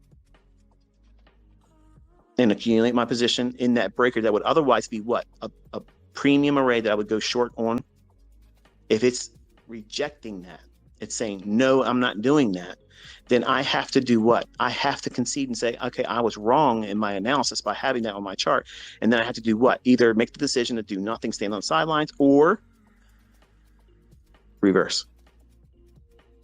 So that's what I did. I went in, I built up and accumulated a long position inside that breaker, showed you the balanced price range. My stop loss was not going to be affected by it. And trust me, my ego loves the fact that you're all astounded by that. But I have so much other shit that you're going to see this year that it's going to make that look like nothing. Okay, that's nothing. You're entertained by that. And that to me is fucking crazy, because I am going to show you shit that Tony Stark's going to wish he fucking had his hands on. Nobody has the shit that I'm bringing this year. And I'm going to dazzle your ass. And it's going to be so much fun. It's going to be, like I said, my victory lap. And I'm going to be waving as I go out in December. All the receipts will be there, and you'll have all the experience walking with it. You saw me reach for a target, simple little fib projections and time. That's all that was. And I was 1/4 of a point, one tick off the high. And that pisses me off. Because I thought for sure I was going to nail the actual high. And I was off by one tick. And then it collapsed and went back down into take out the low, which I said was the balanced price range. Which you're probably wondering, okay, how did I know it was a balanced price range that later on became a range that could have been taken out? Everything I just outlined. If it looks like a sell, and it's setting up a sell, and it's rejecting it, then it's going to do one of two things. Go consolidation, which I didn't see that happening. Because why? Pal, the effect of him talking. Traders are going to be reading into that bullshit. I don't even know what the hell this guy says. I don't ever care what he's saying. I don't care.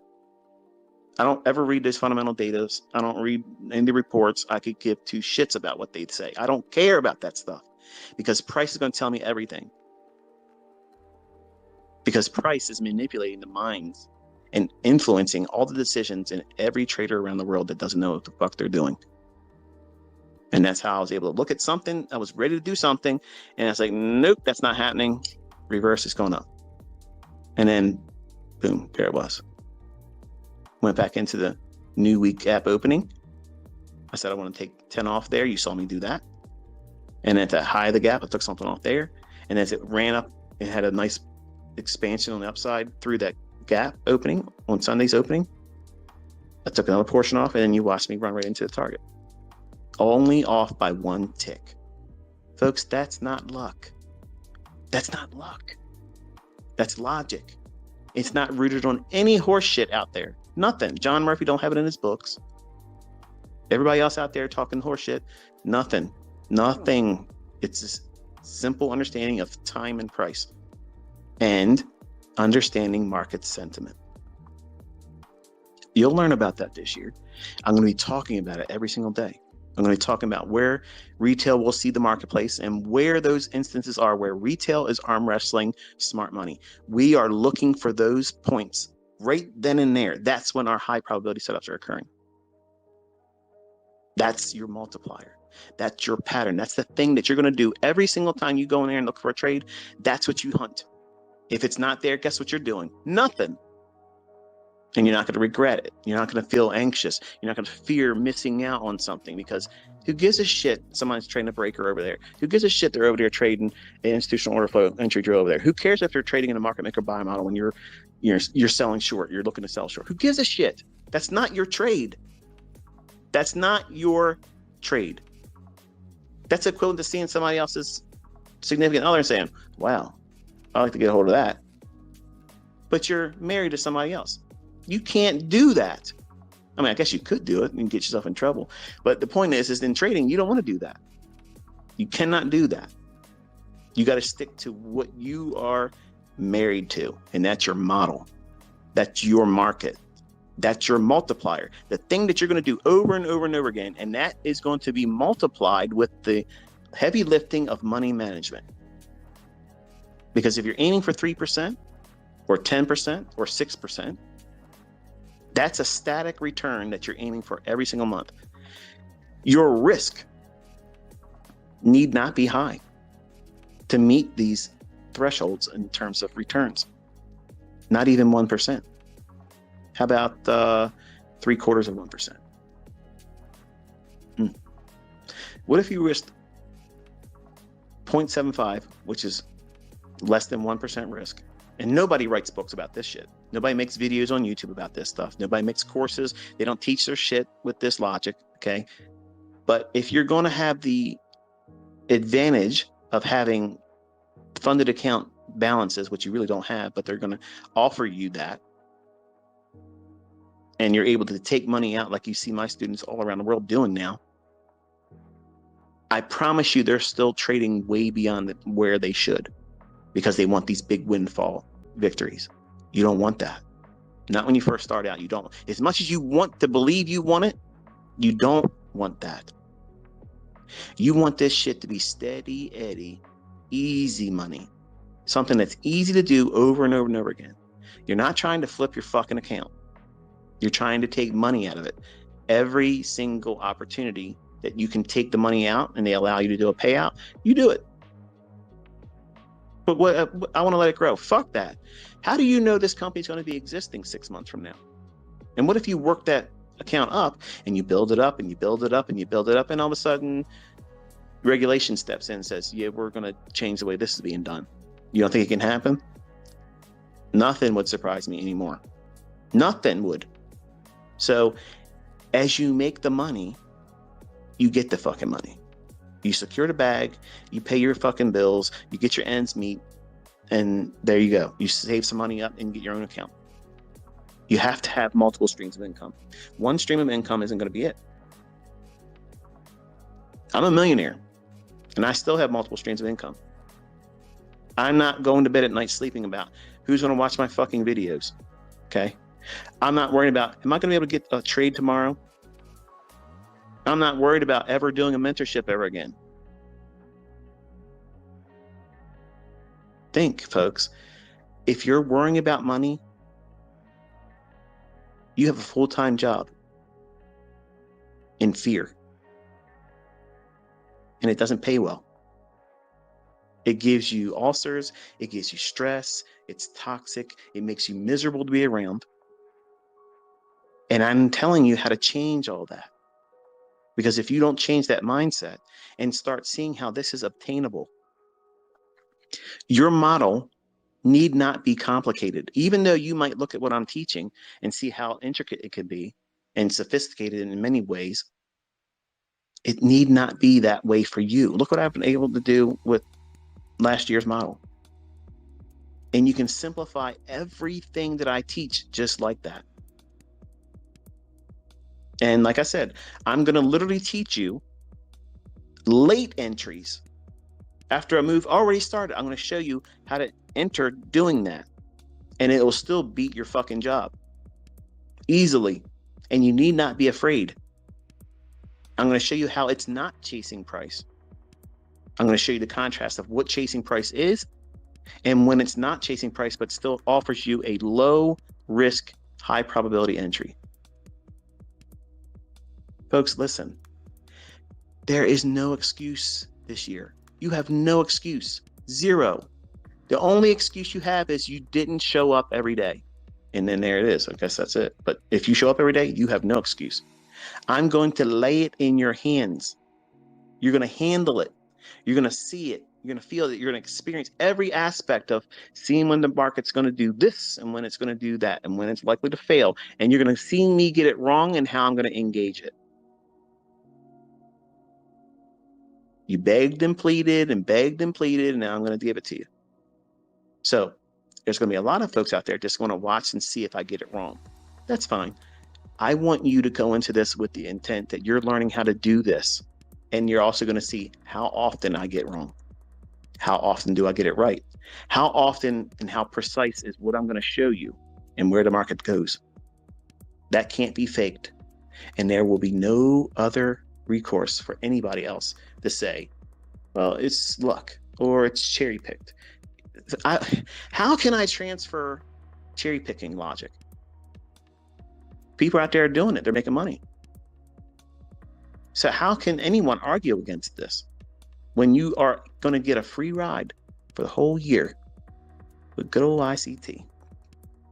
The benefits of knowing what your multiplier is and your model is that you will know exactly what you as the trader are going to do. You're not trying to keep up with somebody else on social media. You're not trying to keep up with me. You're not trying to win some kind of bullshit contest. You're in here trying to make money. That's it. That's all this boils down to. Making money and enjoying it and having fun. Making money doesn't need to be fucking boring and stuffy, but it needs to be easy. Because if it's not easy, you're not going to stick with it. Because if it's easy, you'll be able to do what? You'll be able to weather doing it wrong once in a while. Oh, okay, shit. You know, I did that wrong. Okay, it's no big deal. Why should you be carefree and lighthearted about taking a loss? Because your model, your multiplier, will still fucking work. You just did something erroneous. You watched me do it today. I could have kept that from you today. When I was closing, I was next to my son. I said, okay, look, Dad's going to short this here in a really sloppy, ugly range. I said, go through all those candles. What do you see? He goes, I see that fair value gap, Dad. I said, that's what I'm aiming for. I'm looking through all those fucking ugly candles, and I'm looking right there because that's exactly what the algorithm sees.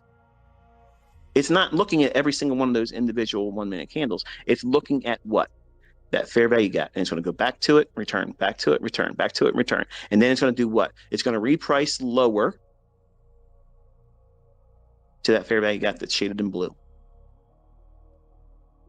I had 6 on, and I took 3 off as I was updating online saying, okay, I was telling my son, now watch this, Caden, it's going to go below here, and Dad's going to take off 3 below that. And it just started shooting down real quick. By the time I had the line drop, I said, okay, let me just hit it. And then I put my thumb over top because it's a touchscreen laptop. And yes, I use a laptop when I'm on the internet. Whenever I'm doing anything with YouTube, I'm on that. My screens are on a different ISP. I let nobody's sharing my ISP. I never send emails through that. Nothing is linked to any of my account holding computers. None of that shit is like that. So yes, I use a laptop and my screen's touchscreen, and I have my thumb on the upper left-hand corner on the hot buttons for buying back the short. So when I tapped the first time, it was already set to cover 3 of them. And then I hit it again and covered it. And then I was moving the screen and then I'm bumping it one more time. And it ended up putting me long 3 contracts. So I turned to my son and I said, okay, look what Dad just did. I'm in the position, covering it, and then I hit it one more time. So right now, if it keeps going down, Dad will lose. So I have to do what? How do I fix this? So you're watching a sped up version of it, but I'm giving you the dialogue of what I was telling you at the time. I type it out for you in the recording nonetheless, but I said, right now, I'm net long in a position, but by error. I'm not trying to profit, but I've done something as a human that was not correct. So I saw this a couple times in the tweets too. They're like, but you just got done telling us if it was a mistake, we should get out right away. Yes, that's you. You don't know anything. So to keep the market from crushing you or beating you up and making you feel like a fool, I've done this a little bit. I've been to this rodeo a couple times, so I know what it feels like to be doing it. And if I make an error like that, if it's feasible for me to do it, I will fancy dance and finesse my exit to cover the costs. Now, I've done that before, and it has handed me my ass. Now, don't get it wrong, okay, because I've done this, and it's been ugly. But because I'm ICT and I got a little bit of a fucking ego, I'm going to show you, and like I showed my son, that's usually what I'll try to do, unless it's really a fast market, which it wasn't today. It was just a really, choppy, just doing the normal bullshit of a consolidation market. So I felt pretty confident that the bottom end of that fair value gap wouldn't be pierced, and it would allow me to go back up and allow me to get out of that. And you watch me do it. So there's a distinction and also a context applied to, yes, I can trade outside of what I taught in last year's model. Yes, I can trade outside of kill zones. Yes, I can trade outside the times I've given you. Well, I want you to do that. Look, I want you to learn what I taught. How's that work? Okay. I'm not obligated to dance for you. But if you're here to learn, how about working within the rules I've outlined for you instead of trying to color outside the lines like I do? I can use that model, but I want to broaden your expectations as a developing student where you're not limited to just that. I want you to have a more independent, mindset where you're not trapped into one mold. That model that I gave last year is beautiful. It's perfect. It's nothing needed in it. It's so perfect. But it's not enough for me because I am a nut with this shit. Like, I want to be everywhere. I want to be everywhere in everything because I'm obsessive. I can't fix that part of me. So don't get mad because I can go in there and do other shit. I'm not trying to distract you or derail you from following what I put out last year. Some of these people that have gone through and found profitability, they don't give a fuck what I'm teaching from now on. They don't care. They'll watch it for entertainment value, but they're not getting changed from what they're doing right now. They know they found their shit. That's their multiplier. That's their model. That's the thing they're going to use to make money. They're not going to deviate from that. They don't give a shit who's coming out with something new. They know exactly how they're making money. They know their way to work and they know their way home. That's what you're looking for. And for some of you, it might be a forced engagement outside of the times that I've given you. You have a job. Okay. You're going to have to get up a little bit earlier. That doesn't necessarily mean you got to trade in London. It just means you might have to do something a little bit earlier. And guess what? 4 to 5 handles can be found before 8:30. It's simple stuff, folks. But will you be able to trade the entire daily range if you're trading before 8:30? Probably not, because you're trading ahead of the manipulation. So you can't be in traffic driving during 8:30. And if you're in traffic, there's an accident, and now you're looking at the marketplace, and all of a sudden your phone doesn't have connection, and you can't get to your broker to get out of the trade. Yeah, you don't want to be in that situation. So you're going to have to find a way to engage, or you simply can't trade. And for some of you, that's going to be a brick wall that you don't want to engage or meet and come to terms with.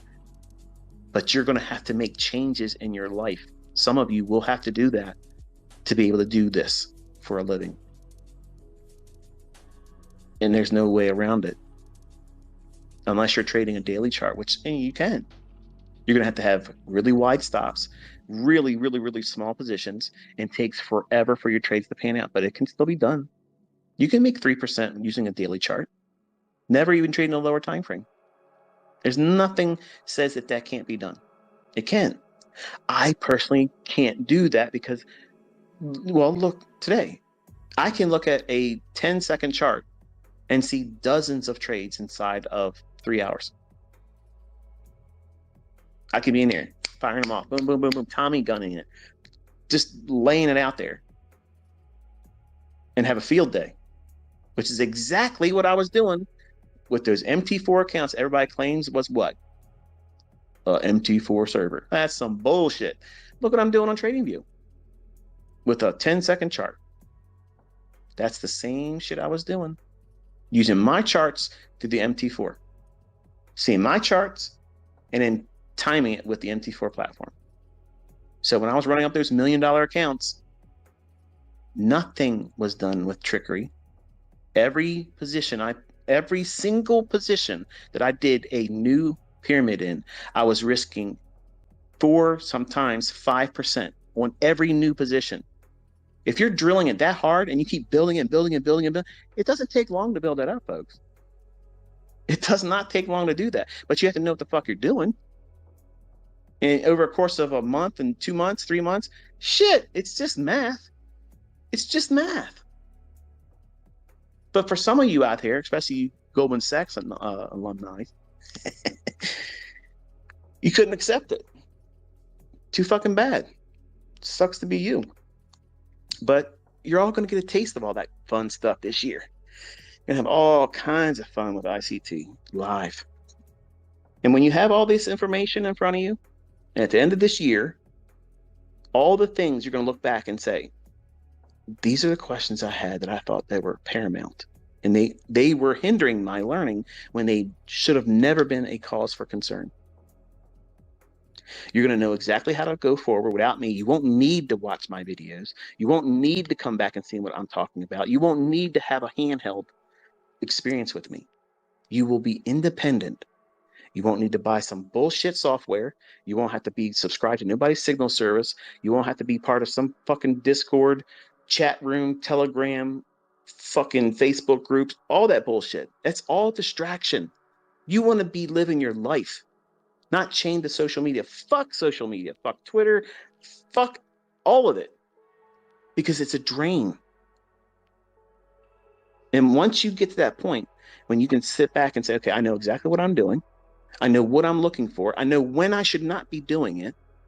Right there, that right there puts you in the upper 5%. Because most people don't know that. They don't know what the fuck they're looking for. They're reacting. Oh, price has been going up. It's probably going to keep fucking going up. And then you go in there and do what? You buy the high. Then it retraces a little bit. And you say, okay, I'm done. I got to get out of this. You get out and then it rips higher. And you think nobody makes money. No, you just fucked up. You don't know what you're doing. Contrast with, I know I shouldn't touch this, but I'm going to observe it. I'm glad I didn't do that, because if I would have done what I used to do, I would have lost money. And then by doing that week after week, seeing the times when you shouldn't be trading, you get grounded. You don't feel like you're missing anything. You don't miss anything. Yeah, there's going to be moves. If you go down to a 15-second or 30-second chart and look at the 2 o'clock to 4 o'clock hour, you can see all kinds of model 2022 setups in there. Over and over and over again. Both directions. There's plenty of setups. That's what these high frequency algorithms are doing, folks. They're not trading on 5-minute charts. Okay? They're on the second charts. They're way below where you're paying attention. And they're firing off over and over and over and over again. And there's a marriage between that algorithm that's seeking to engage with the algorithm that delivers price in the marketplace. And that's the real dance. That's the soiree that takes place every single market day that no one's talking about. No one's talking about it because they don't know the fuck they're talking about when they're looking at charts with harmonic this and that, moving averages and horseshit.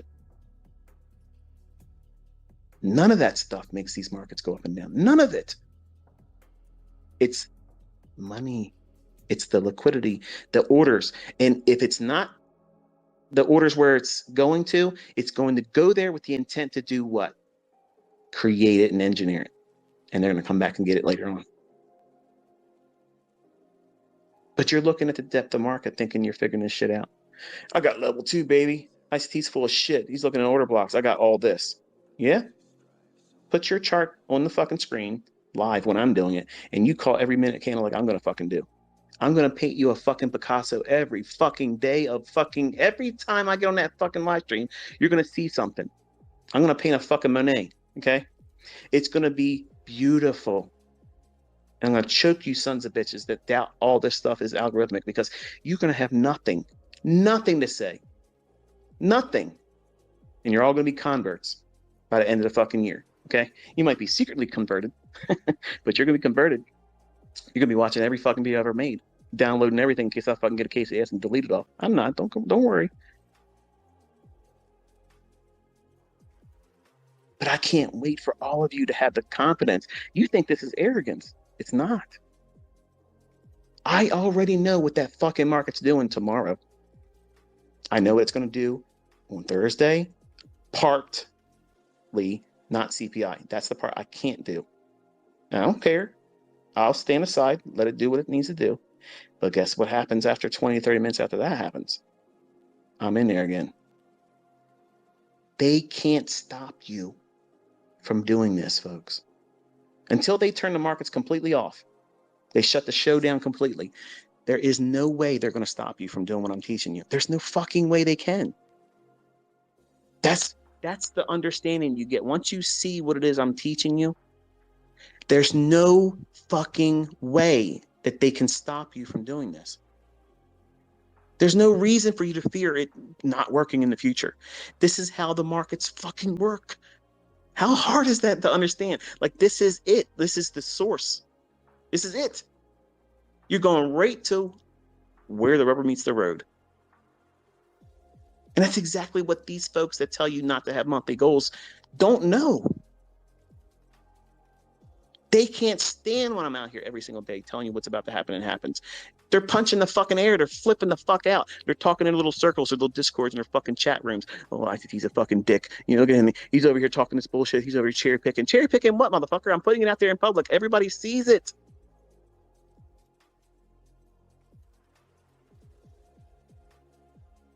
And when you have this skill set, you're going to feel exactly what I feel.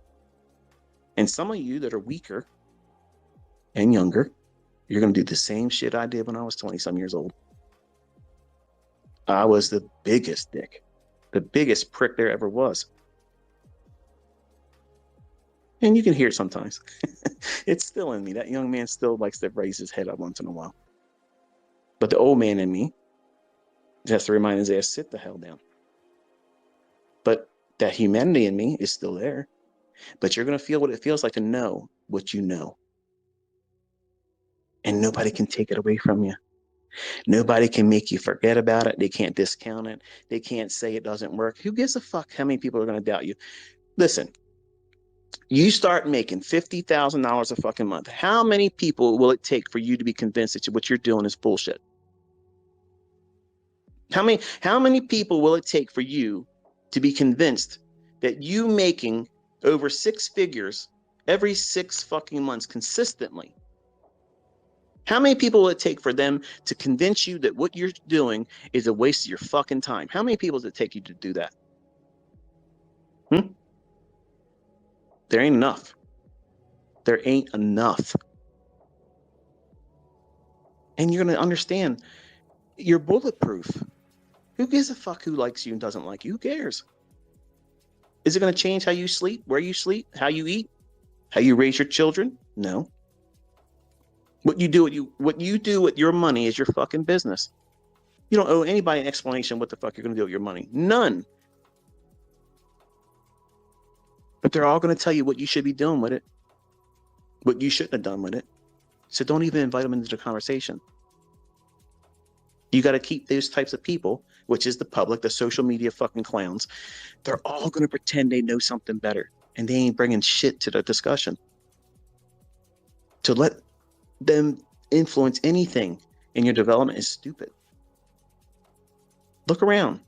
There's people making real money, respectable levels of money, and they made it without their own money, which is even more crazy now. And think about it. If I would have had the opportunity to do what you all have today, when I was younger, man alive, I don't even know where the hell I'd be. Like, I don't know. Like, that's like, you are in a period of time where you need to learn how to do this properly and seize this opportunity, because it may not be here long. And don't let that be a rush. Oh, I better learn to do it quicker, and I'm going to do it fast now because I can't trust. Now, ICT even thinks it's going to go away. It's just my opinion. My opinion is just that. It's not, it's not how things are going to pan out. That's how I interpret it. Do you have time to do it? Yeah, I think you do. There's a lot more people out there losing money and having to reset their account. That's how they make their money.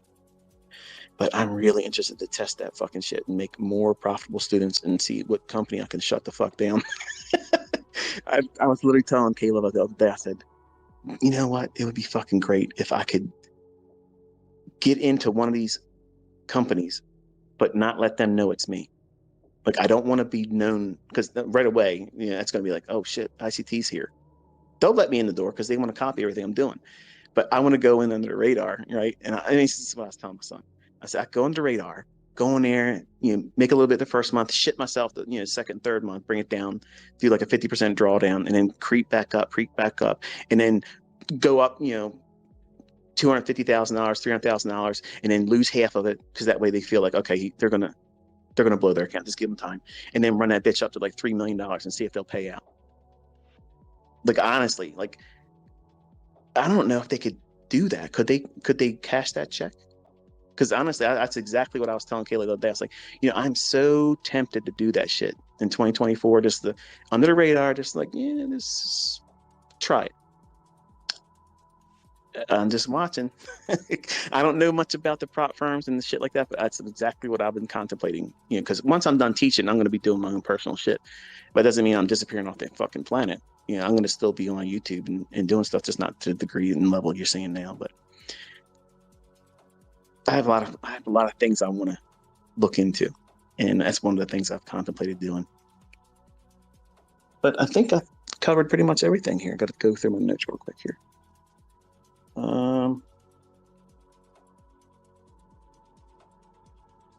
Yeah, I think I did. I covered everything I wanted to talk about.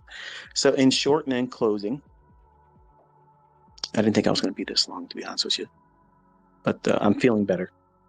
I'm glad. Thank you for your concerns and your sentiments shared. You need to have a goal, and that goal needs to be realistic. Notice I did not say 50% a month. I didn't say 30% a month. I didn't say 20% a month.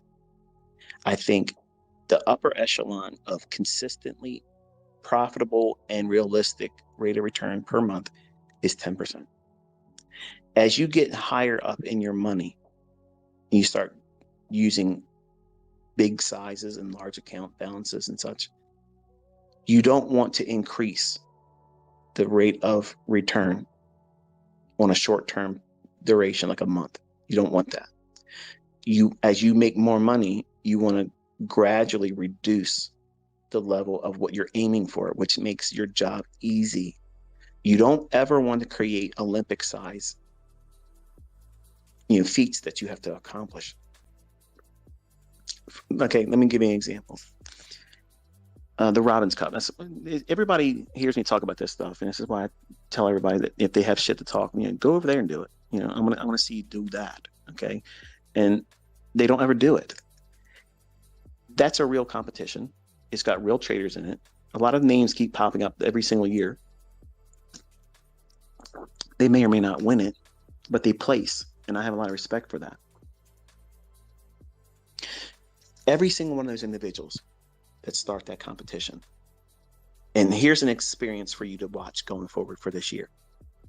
They haven't updated anything for 2023's results yet.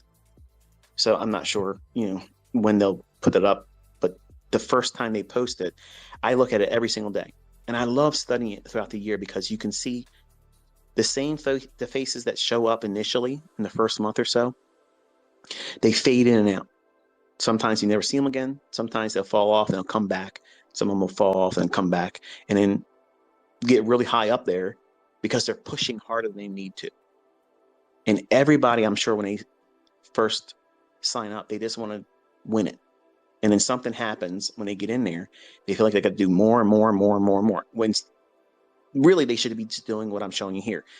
Doing something consistently over again, and stopping. And if you watch how if they draw down, their drawdowns are going to be huge because they're doing everything I said in this discussion tonight.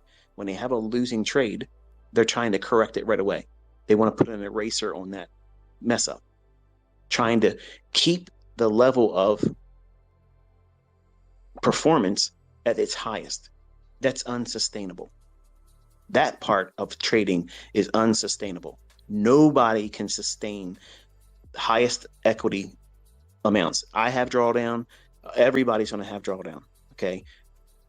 If you're going to be trading competitively this year, the worst thing you can do is to believe that you can hold on to your highest threshold of performance. That's the pitfall. That's the trap. Okay. Every other trader in that competition and any other competition like it is going to be balls to the wall, always going in there, trying to do the best they can and trying to fix any errors as soon as they have it. That's where you do it differently. If you get knocked down, stay down for the day. Everybody else is going to be having those same things happening to them. That losing trade, that drawdown, that one trade turns into 3 losing trades, and now you're down 5%, 10%. That's completely avoidable. Going to full max loss days, that's completely avoidable. You're not impressing anybody by doing that. In fact, you're doing the opposite. You're showcasing a lack of discipline and you're showcasing complete recklessness. And if you're trying to be a champion trader, you're trying to be a championship contest winning trader, your goal is to preserve capital first, because the understanding is everybody else is going to shit the bed eventually. That's what happens. You all hear me talk about it, and everybody's like, why does he always talk about it? Because it's amazing to study the psychology behind it. Like you leave this as a beautiful illustration of what goes on through a trader's mind. I respect every single one of those individuals that go into that, because they're doing it and they're wrestling themselves. That's who's beating them. The other trader that wins the competition, they didn't beat them. They lost to themselves, because every single one of those individuals could win. But how do they deal with losing? It's bad enough if you take a losing trade, and that sucks. It's not fun. But when you lose and you go back in, you try to fix it and you lose again, and it's worse. And now here's the thing. If they see your name on there and they can see how much damage you've done to yourself, the worst thing that can happen is your name show up and then you fall off and never to be seen again. That's shameful as a trader that's, seeking clout or talking shit on the internet. That's something that no trader wants to feel that. So they're going to try to do what? Race to the top of the mountain, be the first one there, and then they'll take whatever comes after that. And what happens is they'll get up there for whatever reason that gets them to the highest point on that competition leaderboard,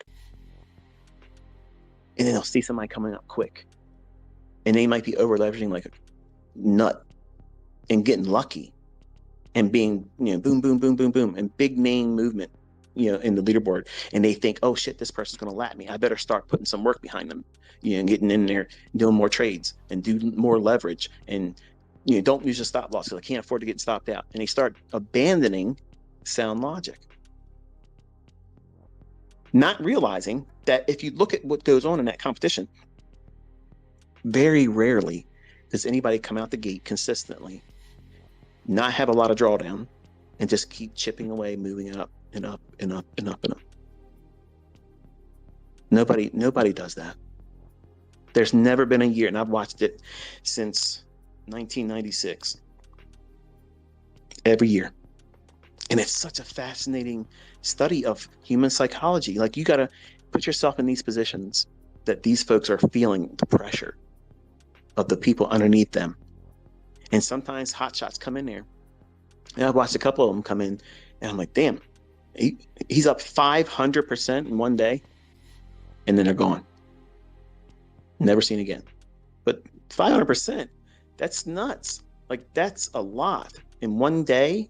Come out like that, boom, boom, boom. I'm about to butcher this guy's name probably, but I apologize if I did. Kevin Stufflebeam.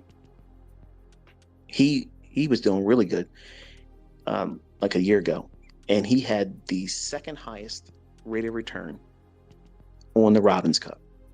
And I was tweeting at the time, I was like, hey, look, if you just would just stop, like just stop, don't do anything more, like, you have it, like, you're the second. The only person above him was Larry Williams. Now there's a huge chasm difference between 11,000% and 1,400%, or just underneath it. That's it. You're the second highest one, and just sit back and watch everybody break themselves trying to get to you. That would be fun.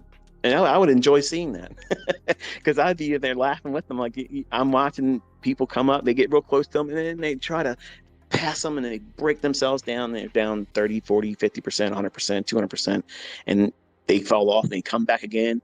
It's a fascinating, it's like watching, that's NASCAR for me. Okay. And that's why I like that competition. That's why I always talk about it. And some of you just think I have this morbid curiosity, like I'm in it every year. I've never, ever joined it every single year. I've never done it. 2017 was the only time I got into it. And if you want to believe that I've done it every single year, all you have to do is contact Robbins and say, hey, look, I want to see the results for Michael Huddleston's Robbins returns for this year, this year, this year, this year? And was there money deposited on those accounts?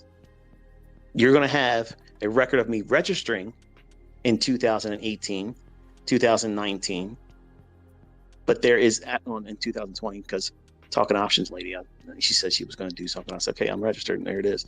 And a couple other clowns in the other years. But once I registered, they never stepped forward and funded the account. So I'm not going to fund an account. If they're not going to be in it, there's no point of me being in it. But in 2017, and I've said this before, but I like to put it out there because I know there's people out there talking shit and they ain't real. But I put $5,000 in the Forex division and hooked up a MyFX book to it and everything. And I was being contacted and told that, hey, look, MyFX book is going to link trade copier service to it, and they're going to sell your shit at signals. They're going to make money off you. Oh man, that was the worst thing you could have ever told me. Like, it's exactly what I was like, what the fuck you. So I said, watch this. Boom, boom, boom. And I shit the fucking account real quick. Boom. And I talk shit right on. And you can still see it on the MyFX, what is it? Their website or whatever. I was saying, you're my bitches now. Fuck all you. And the trolls will say, I'm saying that about my student. I'm not saying that. I'm saying the people that were linking that shit up, I'm not letting anybody copy my stuff and sell it. No. So that's the storyline everybody runs with that wants to talk shit about me. But nobody's actually going in that Robbins Cup and doing shit about it. You know, it was supposed to be somebody this year, just passed, and never happened. And somebody's supposed to be in there now waiting, but I ain't seen their full registration and full account number, because one account has to be done. One account number, there it is. It's simple. I'm going to do what I just told you here. I don't need to be Larry Williams. I just need to be number one. And I can do number one easy as shit. What's so hard about it? Nothing. It's just air and opportunity between us. That's it. Let's go. But talking about it, we're past all that stuff. Making videos and memes about it, we're past all that. Let's just do it. Let's go. We got a whole year ahead of us. I ain't afraid. I'm not afraid. In fact, I'm actually looking forward to it. I have a lot of fun about doing it. I wouldn't even talk shit about it. I just do it. I don't know why everybody makes a big deal about the things I'm teaching you, because it works. It works. It can change your life. And you don't need to believe the bullshit that people say. All you gotta do is spend time with me and watch, and you'll see it works. But it's gonna be painful and expensive, because it's gonna cause you to do what? You're gonna have to let go of the bullshit that you think that makes these markets go up and down. And you're gonna have to deal with the repercussions of everybody saying, you're in a cult. You're one of those ICT cultists. You think there's an algorithm. You think this, okay. If you think winning consistently, knowing what the market's likely to do better than anybody else is a cult, okay, I'm in a cult. Whatever. Call it whatever the fuck you want to call it. I call it winning, okay? I call it doing it correctly and not having any issues about it, no anxiety attacks about why my system is probably going to fall apart. What settings do I have? What indicators do I have to have? All those problems that traders bring into this equation go away when you take all the bullshit out of it. It's just the price. And if you know that these certain things repeat every single day, a stop hunt will occur every fucking day. That's one of the exercises I'm going to put you through this year, starting in February. I'm going to tell you to go through your charts and annotate every single time on a 1 and 5 minute chart how many times a stop run occurred and where it was and what time it occurred. That's a study in itself. By doing that, that's a back testing study. But how do I use that for an entry? By doing that, that gives you targeting and entry perception that you can't see until you do that back study. There's lots of things you can back test and study that has nothing to do with going into the market and supposedly doing an entry pattern. The entry is the least important thing. In your notes right now for today, January 10th, 2023, write this out in bold letters. The entry technique is the least important factor in consistently profitable trading. Underline it, highlight it. Every single day that you go into your studies, you open your study up with that, you say that like a motto. It's your mantra. The entry pattern is the least significant factor in consistently profitable trading. It doesn't feel like that would be true, is it? It's like you all think, I gotta know how to get in because I gotta have a small stop loss. I gotta do 2 pips because everybody on fucking Instagram's doing 2 pip stop losses and they're getting 200 R, but they're still trading nano fucking lots 3 years into it. At some point, you gotta call bullshit, folks. At some point, there's gonna have to be someone that stands up and says, you know, this is a bunch of bullshit. Because if these young men could be doing 200 R trades and using 2 pip stop losses, let me tell you something. That's better than me. That's better than me. And they would have been picked up by now. Okay. Trust me, they would have been picked up, and there ain't nothing bullshit about that. There's nobody doing that. Nobody's doing that. But you know, everybody believes whatever they want to believe. But once you see the real thing, everything else just feels like a waste of time. And it's a period of mourning you got to go through, because for me, I invested a lot of money in books and courses and mentoring through video and VHS tapes and shit. And I believed every single one of these individuals were sincere individuals that were telling me the truth, and they're all fucking liars. They're all liars.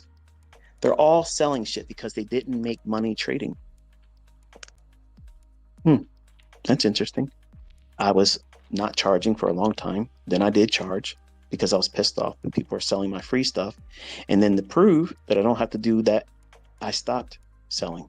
And now I'm teaching more fever pitched than anybody else out there, whether they're doing it for free or for money, because I love doing this. This is how I did it before. On Baby Pips, every fucking night I was making a video. I was in the forums typing up all kinds of fucking essays because I love doing. I have so much in my head, I got to get it out.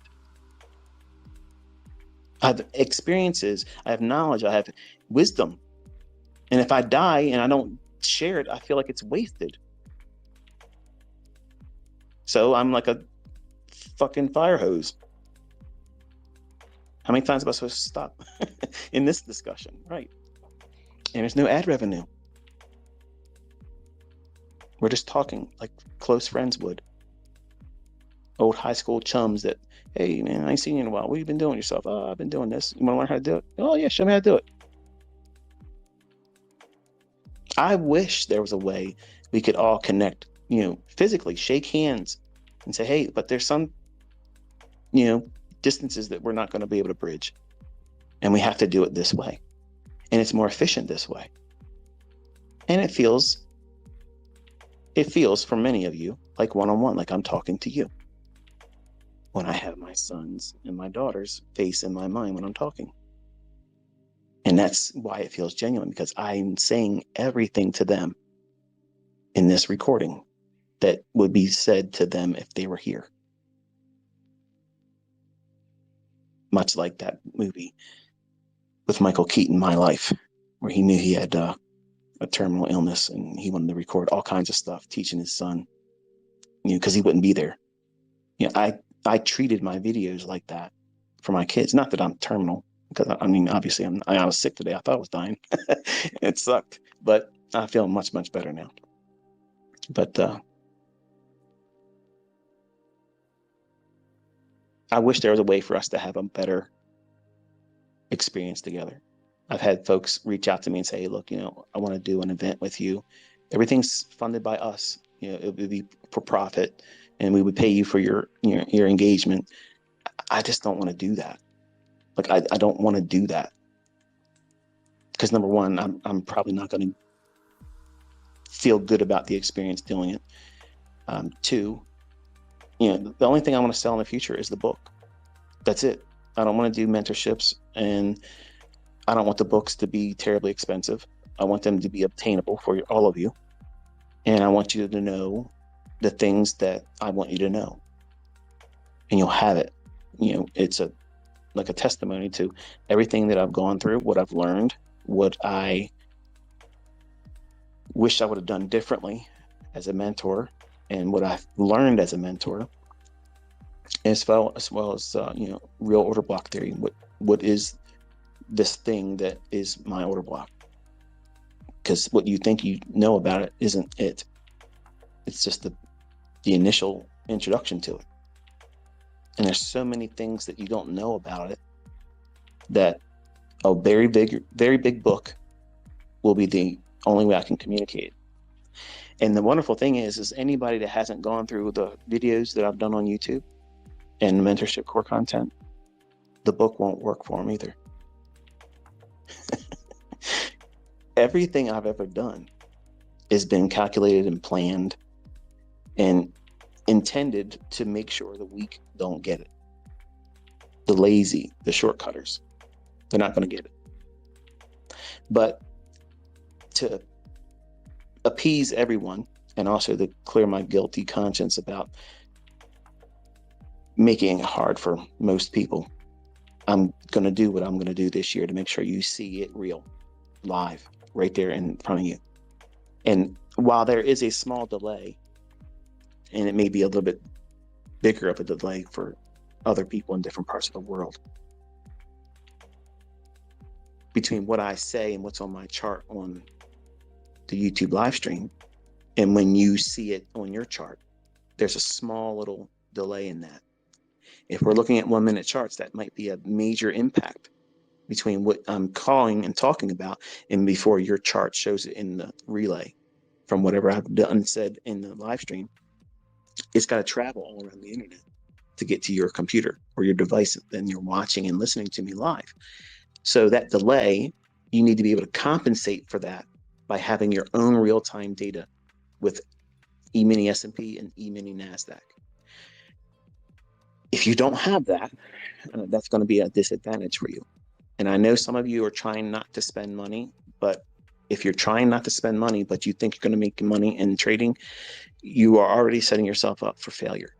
You're going to have to avail yourself of certain resources. And unfortunately, data is essential. Like you can't rely on like Forex. Okay, Forex is free, it's free data, it's great. But if you're trading a market that's highly precise like this, like you could never pull off, and this is why I've never done, and this is why I've always challenged everybody that say they use 1 pip and 2 pip stop losses in Forex and they do it every single trade and they never get stopped out. I said, just show me 1 month of doing it.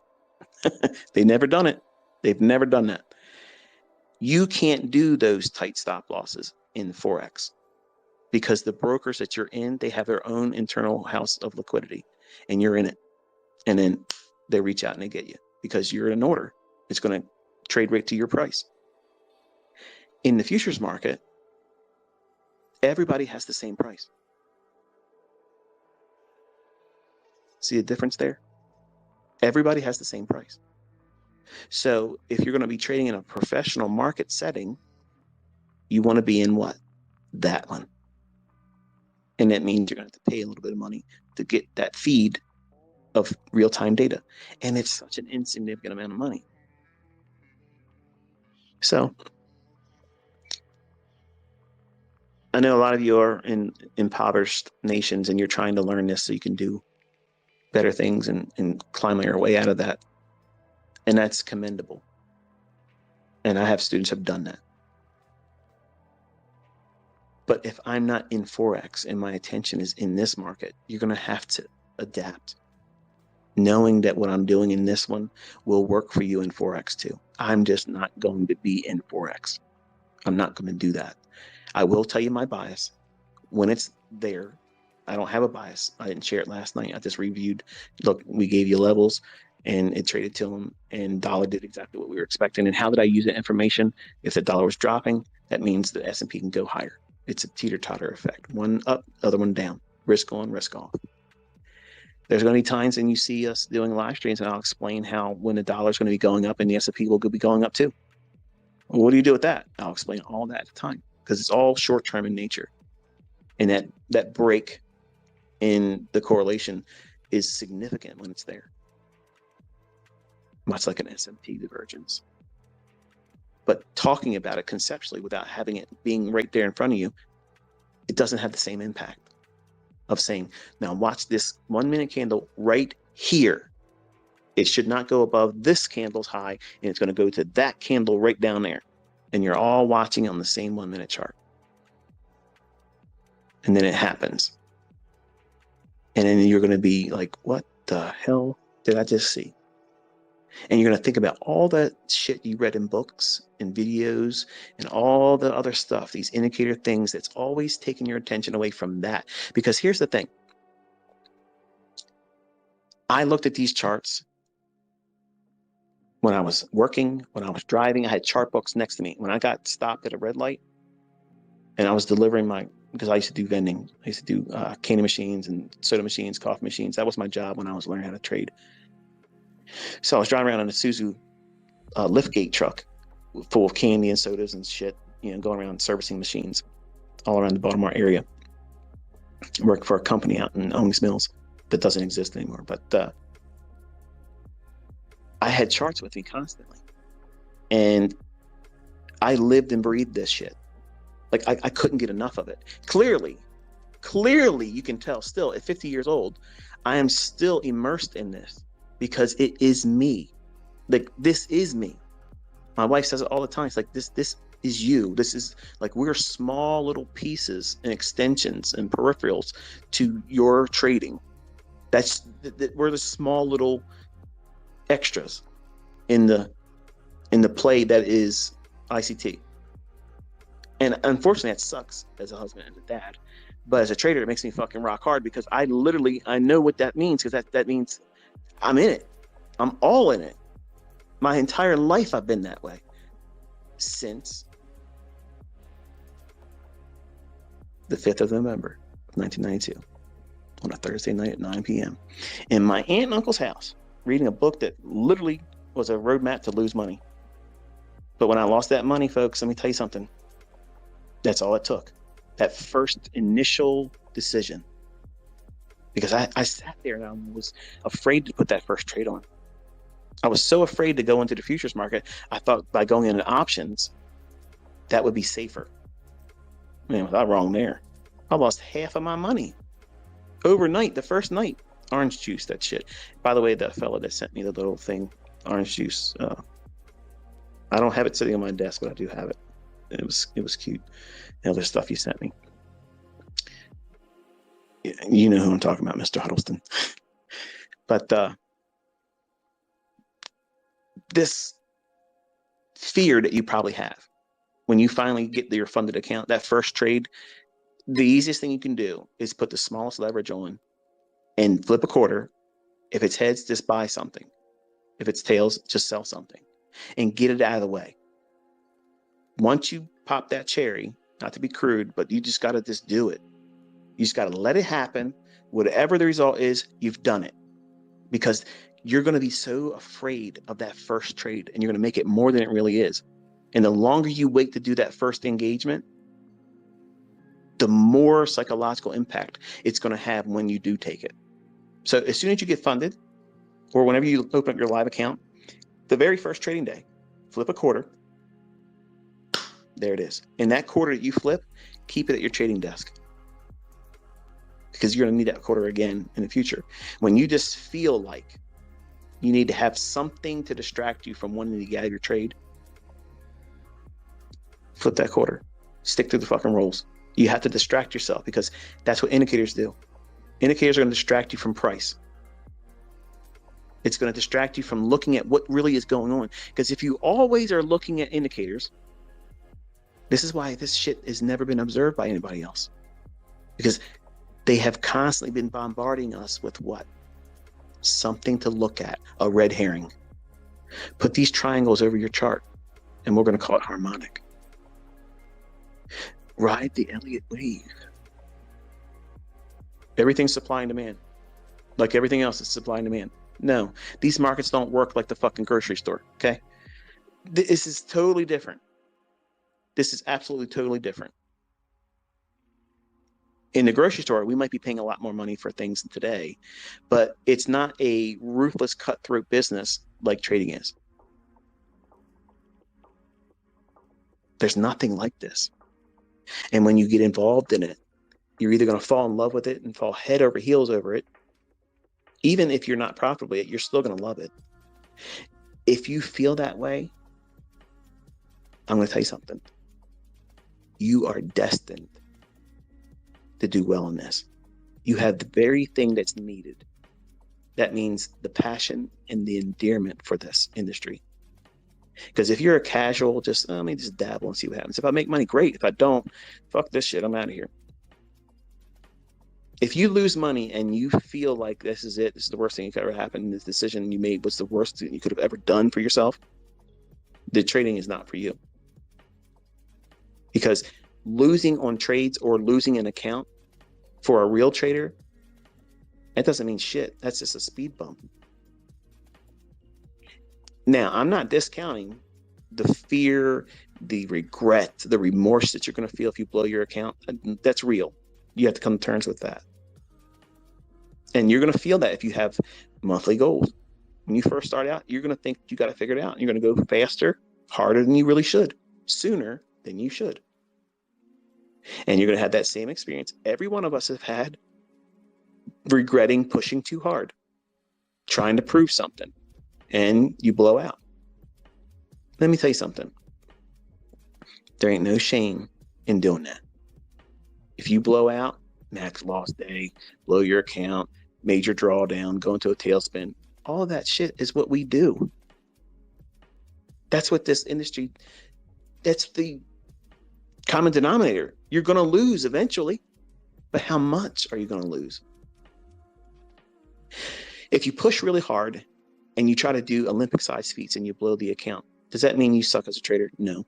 It just means that you were pushing really, really hard and you went beyond the thresholds that your account and your skill set could afford. Done. Now, that is not how you should be trading every single setup. If you're not in a competition, then why the fuck are you trying to trade like a competition?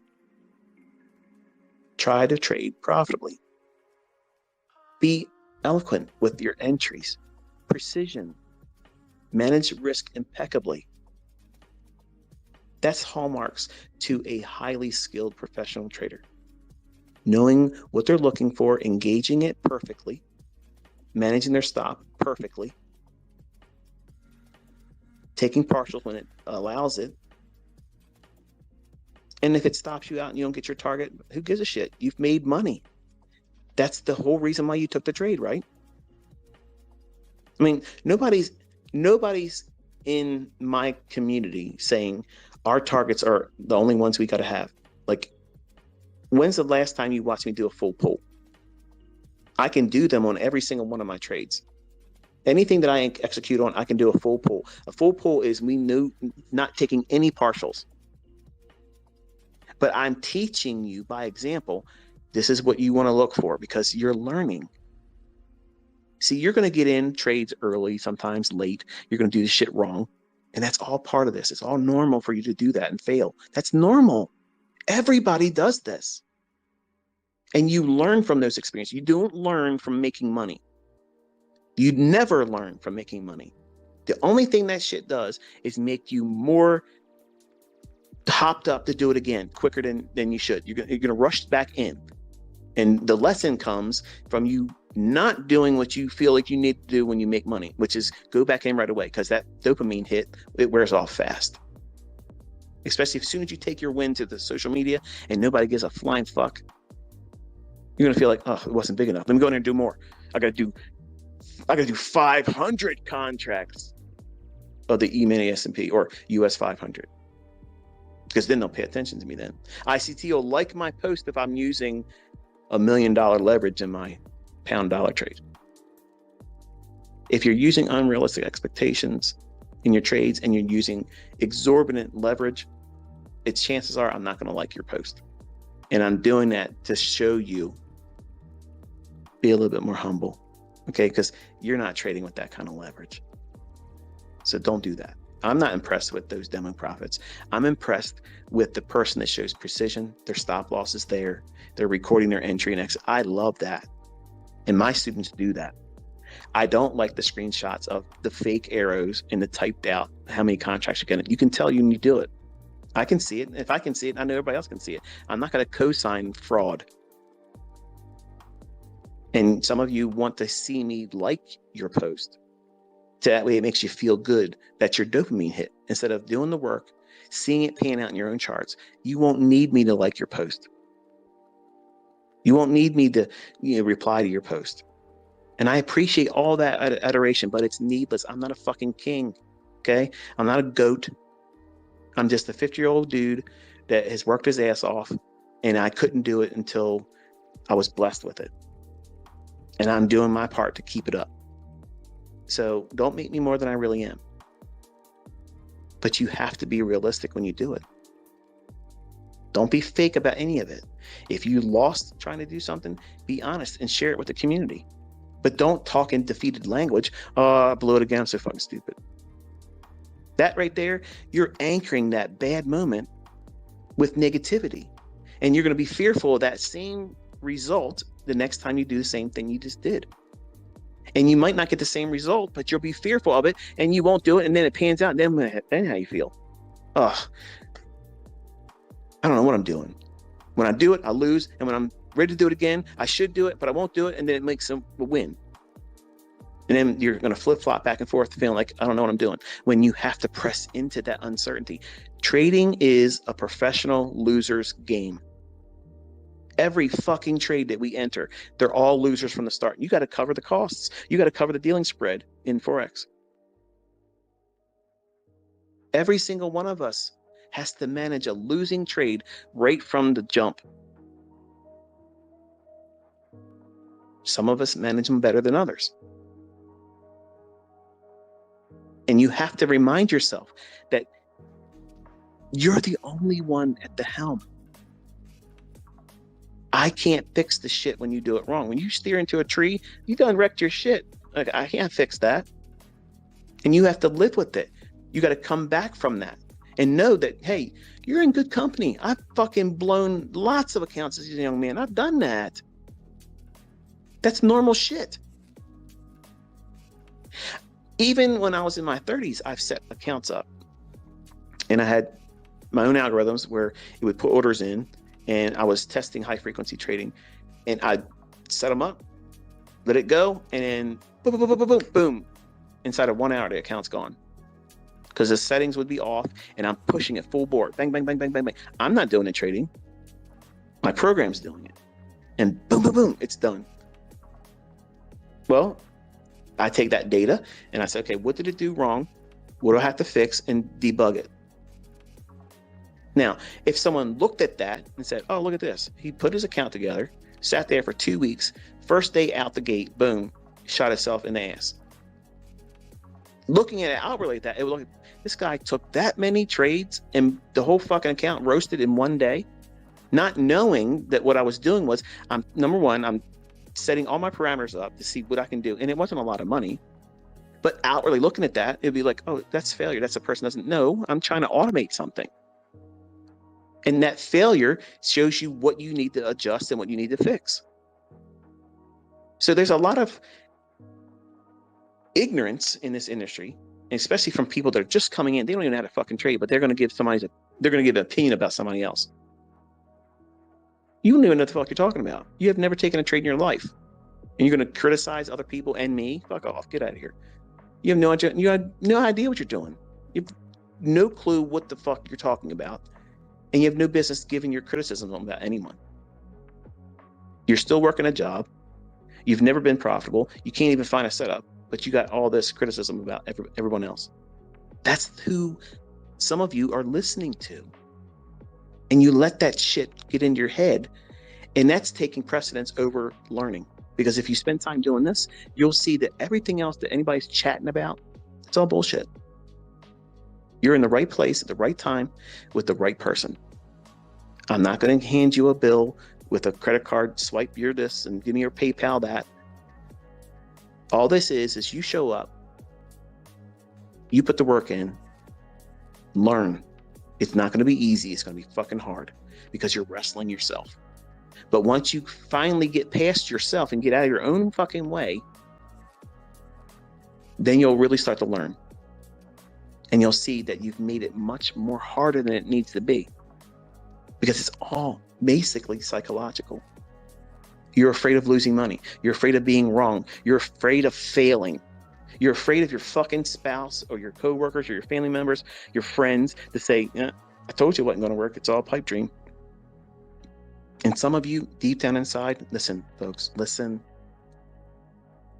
It's going to get so hard that you're going to actually create the environment for that to happen.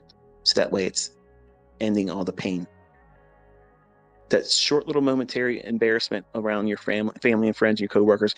Yeah, I lost my fucking money. You're right. It's fucking bullshit. Nobody's making money. It's all fucking fraud. It's a scam. It's all horseshit. Because you don't want to endure. Because it's hard wrestling with that feeling of, what would they think of me if I fail? Fuck that. Why are you even entertaining that shit? Listen, failure is a fucking choice. That's not a guarantee. Failure is a fucking choice. Setbacks, speed bumps, adversities, that's all part of this. Like anything else. Anything worth doing is going to be fucking hard. It's going to cost money. It's going to cost time. It's going to cause you to have to put more effort into this than anything you've ever done. Weak people don't survive in this industry. Unorganized, undisciplined, irresponsible motherfuckers do not stay in this business. You have to be an adult that is an independent thinker that understands there's real risk in this shit. You can lose your ass. You can have more money taken from you than you have. How's that possible? Get into a move where your stop loss doesn't get respected like a CPI number, and it full on margin calls your ass. Now you're underneath where you had in the account. It's gone. The broker's going to want that money. I've had margin calls like that. It's embarrassing the first time, but you're like, oh, fuck it. The broker says, look, you're going to be able to meet this margin call today. No, I'm going to need to get to you on Monday. But okay. And then they're calling your ass at 9 o'clock in the morning. You going to take care of this margin call? Yep. Wire's on its way. Scratch yourself. Okay, it's bad. Blow your leg off. It sucks. You got to get a prosthetic. Okay. If you're going to be in trading, you got to find a way to work around it. You're going to hurt yourself in this industry. You're going to. Everybody does it. No one's walked in this and went through without any scars. We all have. If you're here still, and you finally made it point to profitability, you all have these same war stories. Some of them are much more interesting than others. But largely, most of the things that you're putting yourself through are completely avoidable because you're looking for too big of a return, too fast. You want to flip your accounts. You see all these fuckers on YouTube. Yeah, I'll flip my account this way and I'll flip my account that way. I've done this and I've done that. And they're only showing you an MT4 list of trades. No engagement, no management, none of that stuff. And you fall victim to that because you see everybody else saying shit in their comment section. Oh, you're the GOAT. You're a trading god. This is God-like trading. That's nonsense. And you don't ever want to be caught up in any of that. I'm going to say this. If you read the comments on my YouTube video, it's a sugar fest. And you now understand why I did not have those comment sections open. Because all of that stuff, while I love it, it feels good as a mentor seeing it, it's needless. It's really not needed at all. And I can see how easily someone that would be slated against me would see that and say, oh yeah, this is all, him sock puppeting. That's a lot of people, isn't it? But you don't need to do that. And don't let that opinion by other people saying that they like or support what I do, don't let that shape your opinion of me. Don't, because you see other people saying, oh, ICT is the greatest thing since sliced bread. He's the GOAT. I'm not the fucking GOAT. Okay. I can't stand that. But don't let other people influence you thinking I'm better than I am because you see other people saying that I am. I want you to come here and taste and see it yourself. And if I don't live up to what you think I've said, then you say it and bring it and show all the receipts where I said this live and it didn't happen. That I showed an example and explained what I was going to do and then did it. And it wasn't in the teachings. I challenge everybody all the time, genuinely. If you think what I'm teaching is horseshit, go through the content. And I made it even shorter with the 2022 content. Go through the charts and see if that doesn't pan out. See if you can't make money with that. Shoot holes in. Do it. Listen, every time I'm trolled, if it's a really good troll or someone's ribbing me about something, if it's noteworthy, it'll many times, like this whole discussion tonight, it'll cause me to think about something, and then I'm like, okay, I can turn this into a lecture. I'm going to get this off my chest at the same time, and then there it is. So some of my higher end trolls know how to get me to produce more content, because they know if they say certain shit, I'll be triggered because I'm like a dog chasing cars. I can't help it. Because I know invariably a lot of you that are new, or just you'll believe any fucking thing that anybody says negative about anybody else, because it just seems like that's what should be believed, and never even seen it yourself, never even came through and did the work and tested it, or spent time with me where I'm actually calling it before it happens with precision. That's the part that defies all logic. If it was something retail, it wouldn't be that precise, because I've never seen anything in retail that's as precise as what I got. And I was looking for this when I first started, because I was buying every book out there thinking, okay, the RSI divergence with a 14 period is going to be the clue for me to get the highest candle. If I could just learn how to sell the highest candle, then that's it. I'll be profitable. Listen to what I was thinking about as a 20-year-old. I was demanding and only accepting being short on the highest candle. So what was I missing by only pursuing that? Any chance of ever seeing or recognizing a fair value gap or a breaker. Oh, shit. And that's how you fell victim, like everybody else does. Indicators are a distraction, taking you away from open, high, low, and close. I'm convinced that if people would have studied price action long enough without all that other bullshit, patterns for pattern's sake would have been a bigger thing. And that was one of the reasons why I liked Linda Raschke and Larry Connor's book, Street Smarts. And I'd still believe that that book should be in everybody's library. There's a lot of stuff in there that I think is this filler. They would probably argue and say, well, I've made this much money with it, Michael, you can fuck yourself. And that's fine. That's great. I'm just saying that there's some patterns in there and some things that they talk about. They're not terribly exciting to me. I like the anti-pattern because it kind of made sense, because it still had a little bit of a hook to the stochastic type thing. And I was a big fan of stochastic at the time when that book came out. But I've had affinity for the turtle soup pattern. And while I don't teach and trade their version of it, it helped me understand the logic of how the market runs for stops. And I had to wrestle with this statement that Larry Williams made in one of his lectures on video.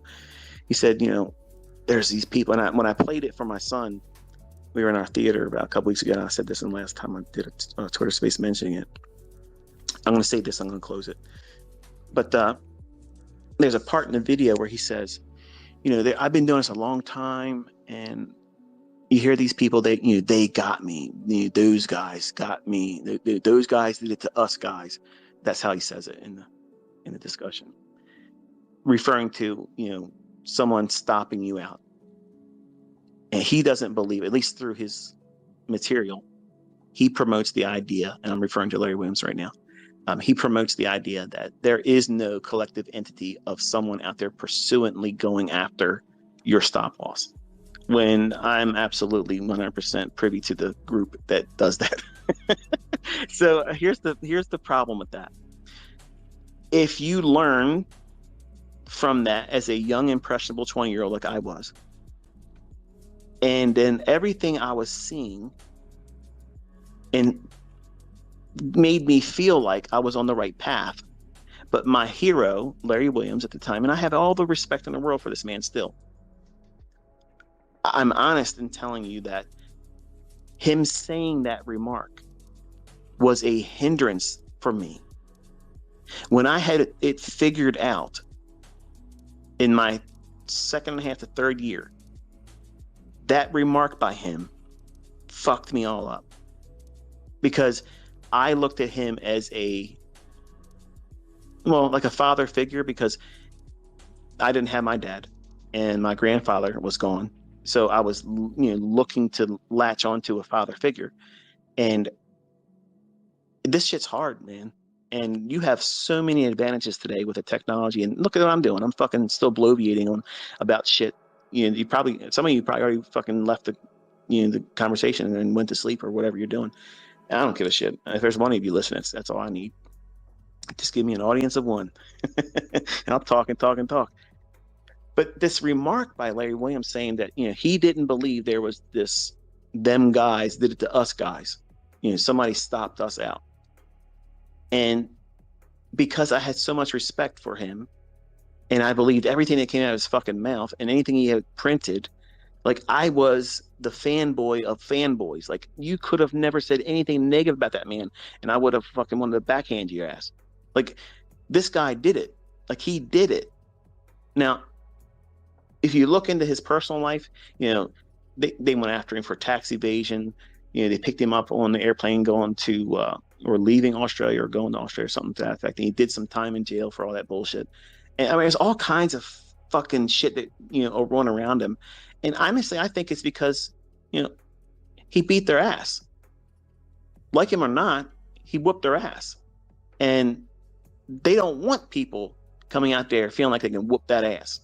So that's the reason why I always stay in demo. I'm standing out here showing you things, but I'm also cognizant to the fact that there would be a different treatment of me if I go out there and start running up in front of everybody and you all get to come on my coattails. Okay.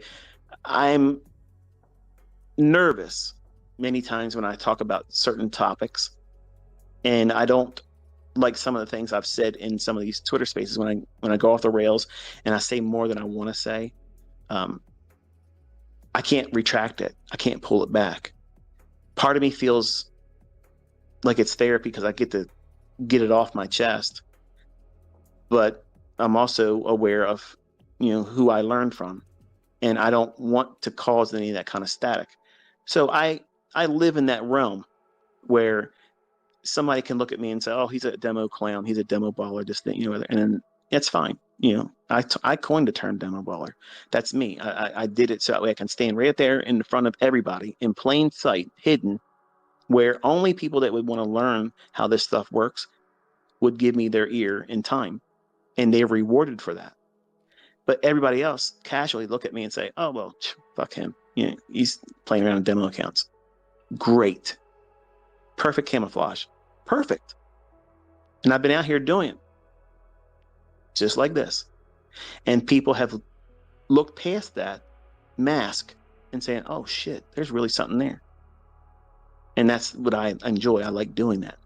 But Larry Williams was a huge hindrance to me because his words saying that he didn't believe that there was an entity out there. Oh shit, I had to make sure my phone was still on. I was hitting the wrong button. I thought I had lost my battery. Hold on 1 second.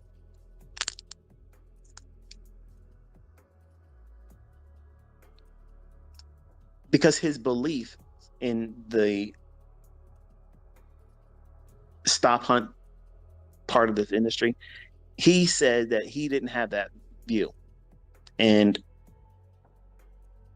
his excuse for that position was because he sold the high of this market or did this and that, and he'd come back with, if you get stopped out, your stop loss is in the wrong place. Okay, I admit your stop loss is in the wrong place if you get stopped out. That's a given. But that doesn't change the fact that there is somebody out there collectively aiming for your shit. You don't think that's happening? Because that's exactly what I'm teaching you to do. You're targeting retail stop losses. If you're learning as my student, that's exactly what the fuck I'm doing. And that's what these young men and women are doing right now when they're making money, whether they're live accounts or they're funded accounts. When they're banking and getting real money, when that money's going from the brokerage firm into their fucking bank accounts, that's happening because they're going after stop losses, Mr. Williams, and that's just the bottom fucking line. So if you've had that thought process all this time, it's time to reassess things because it's really going on. It's absolutely going on. And one of the things made me angry, there was a period of time where I was like, fuck Larry Williams. Okay. And I've changed my tune because obviously I was a young man being stupid. But I was offended by, when I finally realized that I've postponed my level of understanding about the marketplace. If I would have just simply discounted him and his opinion instead of elevating it, okay? And why am I even saying this? Because I know I have profitable students that have done things with other approaches. These people are making money. They've made money. And they came to me and they hear how hardline I am about certain things. Well, I'm hardline about every fucking thing. I'm polarizing about everything. I have my opinion. Everybody else is fucking wrong. That's just the way I am. It's a one-way street with me, and they name roads after me. One way. I'm not here for friends. You're here to listen to my opinion, whether you like it or not. I don't give a fuck. Okay. But if you want to learn how to do this, this is the way I teach it. And sometimes I'm not the best mentor for it. In fact, I'm probably not the best mentor. But I have logic and I have things that make perfect sense if you just take everything else away and just go back to the conversation of what we're talking about. How do these markets work? How do they book? What makes them gyrate? And what's the real general principle? What causes the price fluctuations and repricing? Why does the market go up? Why does the market go down? It has nothing to do with buying and selling pressure. It's the fucking liquidity. It's where the money is. The money is the orders. Where are those orders going to be resting? Above old highs and below old lows. How hard is that? It's not fucking hard. It's not complicated. Now, what complicates it is I have so many approaches to attack that liquidity. And lazy fucks out there simply want a one-trick pony approach that they don't have to fucking think about. They want to pop up a yin and yang symbol on their fucking chart, and then they got to just do something based on that. Give me something to understand why I'm doing it. Don't just give me a stop sign or a green light go. Fuck that. Give me something to trust. I don't want to be like a laboratory rat where the bell would ring and the rat knows to go down this way, this way, this way, and it can get its cheese. Fuck that. I don't want to be manipulated in any aspect. I want to know why I'm doing something. I know why it's supposed to be happening. And when it's wrong, I accept the fact that I did it wrong. I'm not going to argue about it. I'm not going to be fucking mad about the system falling apart. I'm going to trust that it will work again in the future when I'm right doing it. See the difference there? There's personal responsibility that's lacking in all of the fuckery that's going on in this industry. And it's been that way since I've been in it and longer. I came up in the 90s when this shit was hot and heavy, when everybody started realizing, hey, I could start marketing shit. I could sell books. I can sell courses. And I didn't know how to do any of that shit. I was learning. I was buying everybody's bullshit. And everybody learned from the 90s, oh, shit, there's a market for this. And in the 2000s, it exploded. Remember infomercials? That's when that shit happened. Because everybody felt like they could go in there and provide a service or a way of doing something to everybody. And if you could put an infomercial up, here's a test for some of y'all older folks. Do you remember a guy named Don Lapre? I take tiny classified ads and I place them in thousands of newspapers all around the world. If I can get a newspaper to pay me $35 or profit from that, in 1,000 newspapers, I'm making $35,000 a week. Every week, week after week, I'm getting checks. Okay. But he's not telling you the fucking cost of doing that is break even. So I heard this shit as a young man, and I said, oh shit, this is the fucking ticket. I'm getting out of this fucking vending job. I'm going to do that. So I bought his bullshit, and it was literally a rag. Like it was like a comic strip on the back of a fucking newspaper. It was worthless. He gave you a directory of everything that every newspaper and phone number that you can post an ad with. You could get that shit on the internet. The internet was around then. But what he got me was the upsell. The upsell was, okay, Because you are now a member of my private community, I'm going to let you in on an exclusive deal. 1-900 numbers. Yeah.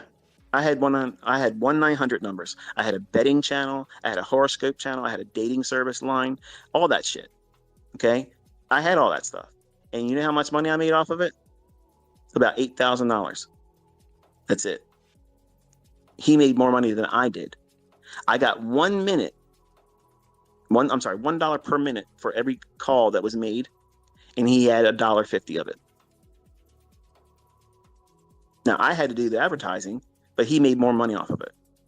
Long story short, he ended up getting arrested for some bullshit, and he cut his own fucking throat in the jail cell. That's Don Lepre. So I've done that shit too.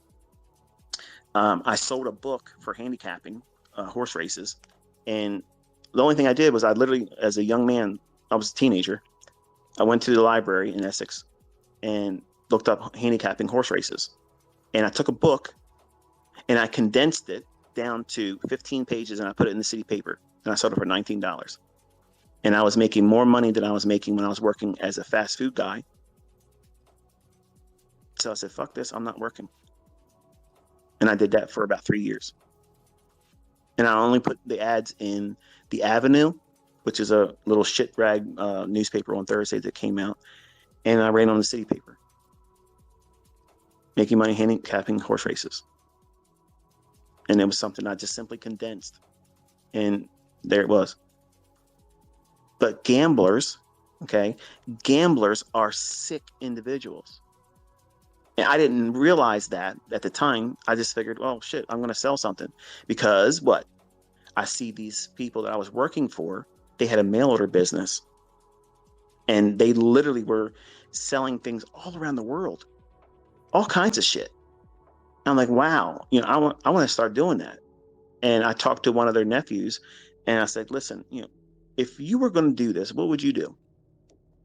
And I don't know. I just like what I'm doing now. I just got to sit back and get the money. I said, yeah, but I don't have that. How can I start something? If you were doing it, what would you sell? He goes, I don't know. I'd probably sell like a book or something. I said, yeah, but what would sell? And here's the things that sell: making money and sex. Anything making money sells, number one. But the only thing that outperforms that is anything sexual. That's pornography. I never was interested in that. And his family was into that industry. They owned a theater on Bel Air Road or Hartford. I can't remember if it's Hartford Road or Bel Air Road. And then they did a lot of the adult novelty stuff, mail order stuff. And man, I literally, when I walked in and I saw their dining room table, and they had mountains of fucking money falling off on the floor. And this man's wife came in the room and her wedding ring looked like a blue ice cube. The diamond was blue. It was huge, fucking enormous. It was so ridiculous looking. I was nervous. I was like, I'm in the wrong fucking place. I didn't want to move. I was afraid if I made a movement, even looking like I was getting close to that money, they'd probably bust me in the head, like, going to try to steal all this shit. Like, I was nervous. I've never been around that kind of money before. So I'm thinking, okay, they clearly know what the fuck they're doing. So I was asking his nephew, I was like, hey, what would you do? And he's like, sell a book. And I was like, okay, well, what sells? And he said, making money or sex. I said, well, I'm not doing anything sex. I've never been into that shit. So I was like, okay, well, what makes money? Lottery numbers. Everybody had a thing for lottery numbers. And I was like, oh, fuck that. If I knew how to win the lottery, I'd just win the lottery. And I was like, what do people bet on? Horse races. I knew nothing about fucking horses. I knew nothing about racing horses. My grandmother had horses and I rode them on the weekends when I'd come up there. But apart from that, I didn't know anything about horses. So I went to the library and I saw a book and I picked it up. I read it. I was like, okay, I now understand what horse racing is about and how you handicap racing and stuff. So I condensed it down to like 15 pages. And I drew my own picture of the horse in the front being ridden by a jockey. And there it was. I sold it right on city paper and the Avenue. And I only made the copies that were purchased. Mail order, money orders would come in. I didn't have to do any kind of, MasterCard, Visa card, nothing like that shit. And sometimes it would be cash. There it is. It's done. So that was the beginning stages of Entrepreneur Huddleston. But I have no idea how the fuck we got on this conversation. But back to Larry Williams. That influence he had on me, that was a negative influence. That negative influence of me listening to him and holding his opinion in high regard was detrimental to my development. And by having a profitable approach coming to me, and then you hear me say everything else is stupid, that you have to understand something. That's my opinion. I was scarred by all that shit. I couldn't make it work like I make this work. So I am highly opinionated. I am absolutely convinced that no one could make me see anything other than what I see now in price, because, well, you see the results of it. It's precise. But I don't want you, much like watching other people leave positive comments about me and negative comments, don't let any of that influence or form your opinion about what it is you're learning or your experience with me. Have that experience uniquely independent from everybody else's input. And that way, you can't blame the results on anything except for the content either works or it doesn't, or you're lazy, because that's the only outcomes. If you're not lazy, you will make this work for you. You can't deny it. It's the truth. It's the absolute market. But you have to come to grips with, there are things that you're going to encounter in this industry that are taboo. There is no stop hunts. There is no them that are going to get you. And a lot of the old timers, and Larry Williams is old time, like he's been at it longer than I have. He's been doing it 50 years. I've been doing it 30. And he's done, wrote all kinds of books and made a name for himself as an educator and such. And he's highly regarded. And I regard him. He was my first mentor. But he making that remark, as much as he believed in it, had a huge fucking negative impact on me. And I wrestled with, I know in my heart of hearts that he's wrong. But because I looked at him as a mentor, father figure, young, impressionable Huddleston, I didn't want to admit in my heart of hearts that he was wrong. He was wrong. Absolutely fucking wrong. Okay. So instead of just going through the process of saying, okay, let me just suspend my belief in what he believes and agreeing with it, and let me go just test this on my own, I put it off. And I knew, and I have it in my journals, I'm wrestling with this right now. I just wish he never would have said that. And by me saying that in my journal, what did I just do? I reinforced the negative control and power of that statement he made. They're his fucking words. That's all they are. They're words. Some of you get offended because I'm dropping the F-bomb. You're supposed to be a Christian. It's a fucking word. Okay? It's just a word. I'm emphasizing something. I am not calling you out of your name. I'm ferociously trying to communicate the level of passion I have behind what I'm saying. If it's ugly language, look past it. Just understand, I'm talking to you because I want you to do well. I'm not trying to offend any of you. I'm not trying to be Mr. Perfect Christian, because there is none of them. They don't exist. But I'm trying to communicate the understanding that other people's opinion about me or anyone else, good or bad, don't elevate that shit to a level where you adopt it and you haven't done the work yourself to evaluate whether or not their opinion of whatever it is they're talking about is even valid. I had that problem in my own development. And when I journaled it multiple times, I would literally start off my journal sometimes saying, I'm still wrestling with Larry Williams saying that he doesn't believe there's a stop hunt. When I'm looking at this shit, and I just got stopped out on soybeans, it went right to my fucking order. It didn't go one tick beyond. It went right to mine, and that was the low of the day, and it went up. Limit up the next 2 days. And you're going to tell me there ain't no fucking people out there taking stops? Come on, man. It got to call bullshit eventually. So there's a spectrum to this. If you're coming to me new, if you've been here for a while, or if you're a profitable trader doing other things, you're going to hear me say things that are highly opinionated. And I don't want you to take anything I say that is an opinion about other styles, other approaches to trading. I'm not oblivious to the fact that there's other people out there literally making money and they have no idea what the fucking order block is. They have no idea what a fair value gap is. They have no idea about any of this shit I'm teaching you. And yet they're profitable. I'm aware of that. But I have to be me. And I'm sure when Larry Williams said what he said, he had well-meaning intentions as to encourage his students, like he was initially dealing with me. I was like, okay, so no one's going to get my stop loss. Because as soon as I understood what he was teaching, a stop loss order was going to protect me from losing more money, but I'm going to lose money. Fuck that. I don't want to put that in there. Because if I'm doing this, I should be right. That's what you're expecting to learn as a trader, right? Everybody comes to that conclusion when they first come here. Not just to me, to anybody trying to learn how to trade. When you buy a book, you're thinking, okay, he's going to teach me how to not take loss. You're going to teach me how to never take a losing trade. Nobody has that. Nobody has that book. Nobody has that course. Nobody has that mentorship. Nobody has that secret technique. You're going to trade with my concepts.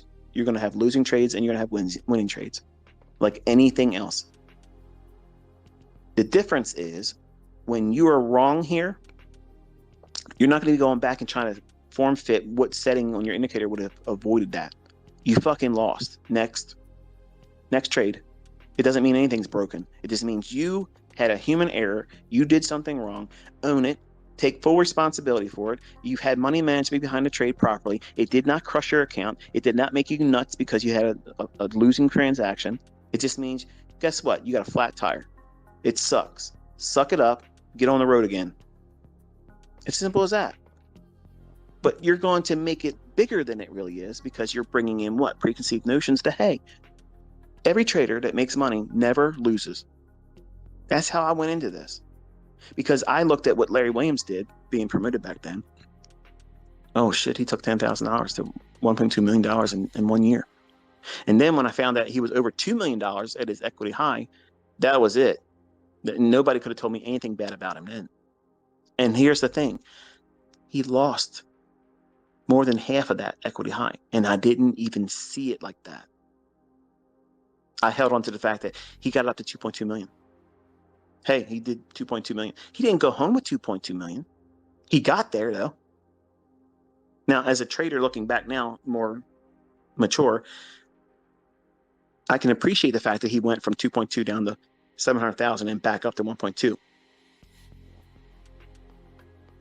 But at the time, as a young man, it completely went over my head that he was at 2.2 and lost all the way down to 700,000.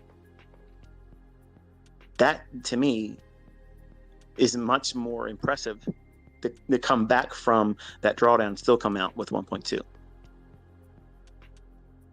But the fact that in my infancy, not even recognizing that level of drawdown, like I didn't want to see it as a bad thing. And that's why I don't want you all to refer to me as the greatest of all time, the GOAT, the king. Number one, that builds an expectation that's unrealistic. Because I am not infallible. I do things incorrect. I do sometimes not do it right. And that doesn't mean that you can't learn from me. It doesn't mean that these concepts don't work. It just means that I am human. I have a lot of things that go against me. And you get to hear these character flaws when I'm doing these live streams and Twitter spaces where there's no filter with me. And you literally hear and experience the mood swings that I go through. And these are, well, they're not even at the extreme. Like there's times where I'm swinging crazily and I can't control it. Bipolarism is very difficult to live with. And it's really hard for the people around you. And trading with it and teaching with it, to me, I'm astonished that I'm effective at all, because I know how it's hard for me to listen to certain people. And I know how I can really like to listen to certain individuals, but they have nothing to offer. And then there's some people that you'll listen to that you really can resonate with, and you can just like listening to them. And I know I'm not the cup of tea for some of you, and I wish I could fix it, but I can't. And just try to take me out of that. I'm just a conduit. Go to the content, study it, take what you need to make yourself better with it, and just, keep me abreast as what you did with it. That's all I'm asking for. I'm interested to see what you do with my life's work. That's all. And already you can see some people already, are doing amazing things. And to me and my family, we're actively interested in seeing what all of you do with it. This year, I believe, will be a monumental experience for all of you. It will be for me because, I'm trying to do everything I can, but I'm not short on realistic expectations, knowing that I will still meet with failure in some of you. I won't connect the dots for some of you. And if that happens, my last request would be for you to give it some time, take some time away from it, and come back to it later on and see if it doesn't do it for you then. But at least try to be there when we're doing the live sessions, because you'll see it and you'll hear me talk about it, and I'll explain what I'm seeing and what it should do and what it shouldn't do. And don't discount the fact that it's on a 1 and 5 minute chart, because everything I'm talking about is the same thing every time frame is going to do. When you see what I'm referring to, it'll make much more sense when you start back testing and looking at old data. It'll literally leap off the chart at you, and it'll feel like, you ever seen a stereogram? If you've never seen a stereogram, some people can't see a stereogram. What it is if you look at a picture, and it's usually made with like dots or some kind of pattern.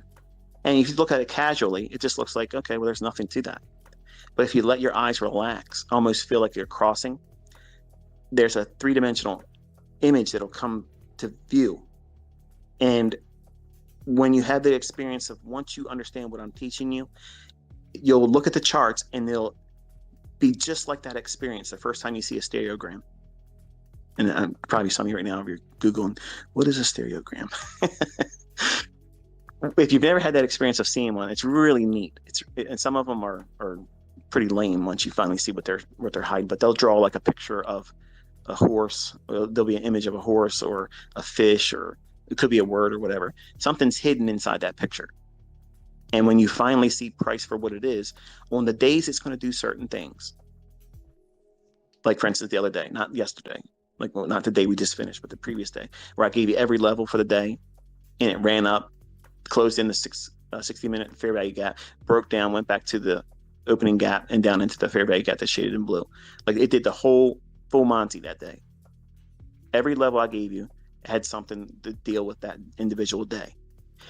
When you have that moment of astonishment where you can see these things before they happen, and you know where they're going to key up on, where the highs and lows are going to form, where the setups are going to form, and all you got to do is wait for the time of day when it's going to form, there's nothing that you can use in terms of words to describe it. It's that moment of what feels like real magic. It feels like all the planets aligned, like everything finally makes sense. And it's a weird epiphany that I still am always trying to find a way to articulate it, and I can't, because none of the words I could string together won't even come close. It feels like you can finally see it. The thing that you don't even know what you're looking for, which makes no sense, you listening to me right now, and I'm hearing my own words. It doesn't reach far enough. It doesn't, because it gives you a sense of empowerment that when you experience it and you start living it and you can see it repeating all the time, if you communicate the level of confidence you have in it, you're going to sound arrogant too. You're going to. And at some point, you're not going to give a fuck what people think, because you don't have time to explain it. And at 50 years old, I don't have time to explain it. Okay. I don't have a way of explaining it where you're gonna have to experience it yourself. And some of you have been experiencing it. Students that have gone through mentorship, they have experienced it. They make real fucking money. They don't give a shit whether you believe them or not. They don't give a fuck. They don't care. None of that matters. Their life is completely and permanently fucking changed for the positive. They don't give a rat's ass.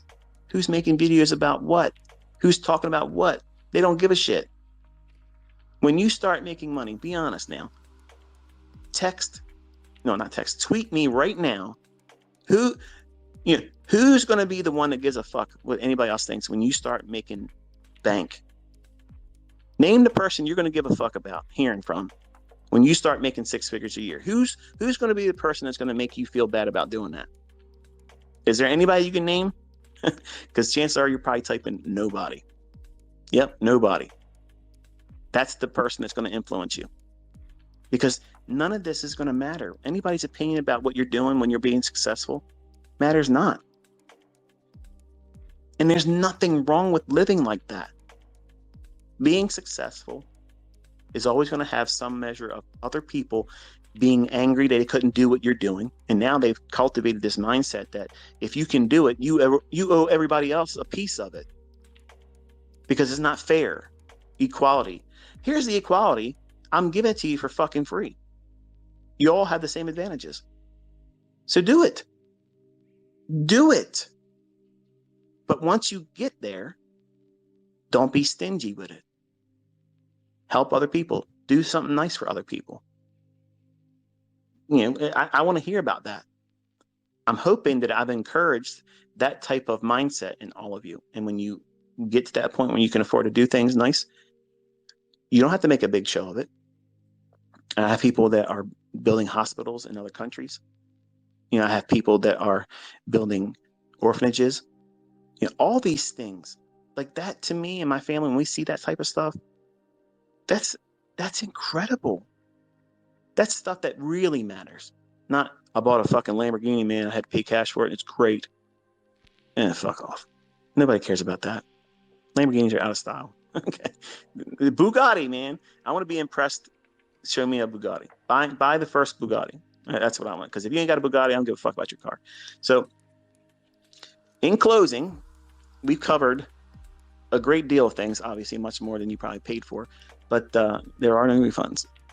And everything you're going to see this year will help solidify everything you've seen in videos from me over the years. But monthly goals are absolutely crucial to you developing. Because if you aim at nothing, you'll hit it every single time.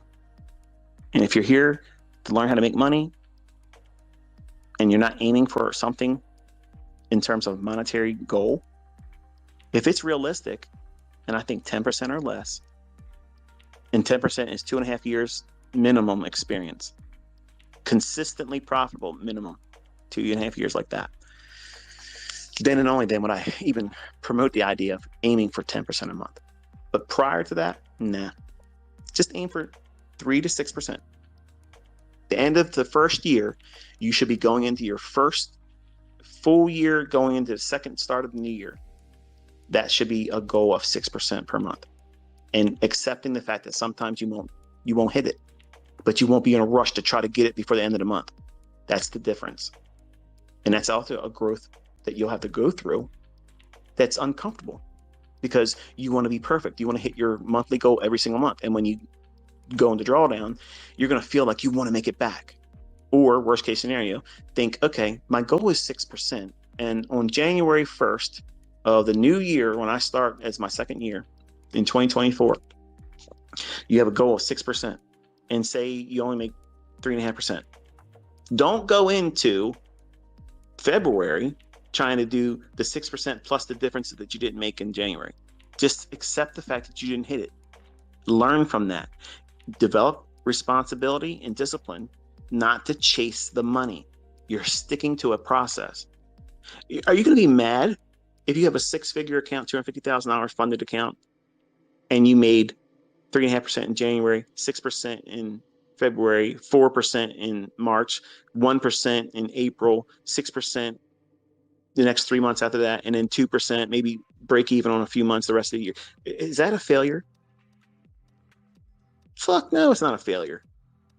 You will not go into a tailspin because you're not losing your mind about losing a trade. You're not in a rush to get it back. You're not trying to do an Olympic feat. You're doing realistic expectations, aiming for something that's logical. Think about what the industry teaches. 2% risk. That's too high. That's too high. You don't need to do that. You don't need to do that at all. You can do 1% or less than 1% and make all the money you'd ever fucking need. But the problem is you can't see it because you can't see consistency. Consistency doing the same thing. What's the same thing? Your multiplier. The very thing, that pattern that you look for all the time, that you're going to place money behind. And the money management does the heavy lifting. How many Big Macs did McDonald's sell? Who the fuck knows? A lot of them, right? They make a Big Mac the same fucking way. They've been making them the same way forever. My mom used to eat them all the time. I don't eat McDonald's fucking food, but I don't even call it food. But that Big Mac is the same shit sandwich that it was back in the 70s when I was seeing it the first time as a young boy. They're not trying to reinvent some shit, okay? It's the Big Mac. When you're going into your trading, the same recipe, the same model, the same multiplier that McDonald's uses for their Big Mac sandwich, you're doing that with your setup. You're not trying to make a fucking Big Mac a Whopper, okay? You're not trying to make it a fucking, something other than what it is. And you're looking for it to appear in your chart. And when it's there, you don't think about it. You just engage it. You do it the same way every single time. You manage it the same way every single time. Done. The same measure of percent in terms of risk you're putting on the trade each time is the same. As your equity goes up, you're going to be risking more money, but percentage-wise, it's the same amount of risk per equity. That's the benefit of having money management do the heavy lifting. You're doing the same thing all the time. And as the money goes up, the effort and results are compounded because of more equity and more leverage being placed behind the trade. But you're not increasing it exponentially in terms of percentage per risk. It's just the amount of equity being allocated in that percentage. As equity goes up, your leverage will be going up. So your position size will be increasing, but the measure of risk is never increasing. Monetarily it is, but percentage-wise, it's not increasing. You have a fixed rate of risk percentage-wise. And as you draw down, when you have losing trades, then you start scaling it back. And that's the reason why you want to have it like 1% to 3/4 of 1%, because that gives you framework to do what when you have a losing trade? Cut your position in half. Now, you can go in with the lowest level of leverage and start there. There's nothing wrong with that either. But I like to have a little bit of a horse in the race. And 1%, 3/4 of 1%, I think is doable. It's not exposing you to obscene amount of risk, but you still can blow your account doing that over and over and over again, losing control, having a number of trades that you're willing to take in a day, and knowing when to stop. Like, they're all rules that you have to have. And that's all part of what makes your multiplier, your setup, your pattern, your unique model. There's things you have to bring to it, not just simply, I'm looking for fair value gap after a shift in market structure and looking for, a discount or a premium array to attack. Okay, well, what are you going to risk on your trade? And what happens if you take a loss on that trade? How are you going to engage? When will you stop? See, when I go into live streams, I know we were supposed to stop talking, right? I'm awake, so I'm still talking. When I'm on live streams and I get a chance to ask the person that's doing the live stream, I ask questions like this. I'm like, what tells you when to stop? Like, when do you pull the plug on your trading for the day? Is there a certain amount of money that you aim for? Once you hit it, you're done. Is there a certain number of losing trades or a percentage of equity you are willing to absorb? Or how many losing transactions do you have before you call it quits? If you make money in the morning, do you trade in the afternoon or vice versa? like I ask this of anyone that allows me to be able to comment, and some of these fucking live streamers are little bitches because they see me in there, okay, whiling, okay, you won't answer any of my questions, and I'm being sincere. I'm a part of your audience, okay, and you won't answer my questions. It takes your moderators to say what I said, then you'll respond to them, but whatever. But I ask the same types of questions because I'm interested in the way the trader thinks. I could give two fucks what they use to get in, because 90% of the time what they're doing is asinine shit. They're either chasing the market, legitimately chasing it, or they're just flat out wrong. But I like listening to their approach to how they internalize it. What causes the wrestling matches internally? Because that's where everybody fails. And I like listening to their answers. And for the most part, they all have the same retail responses. You know, they just trust their gut. They when they feel the pressure of it and they just can't handle it anymore, then they stop. To me, that's bullshit.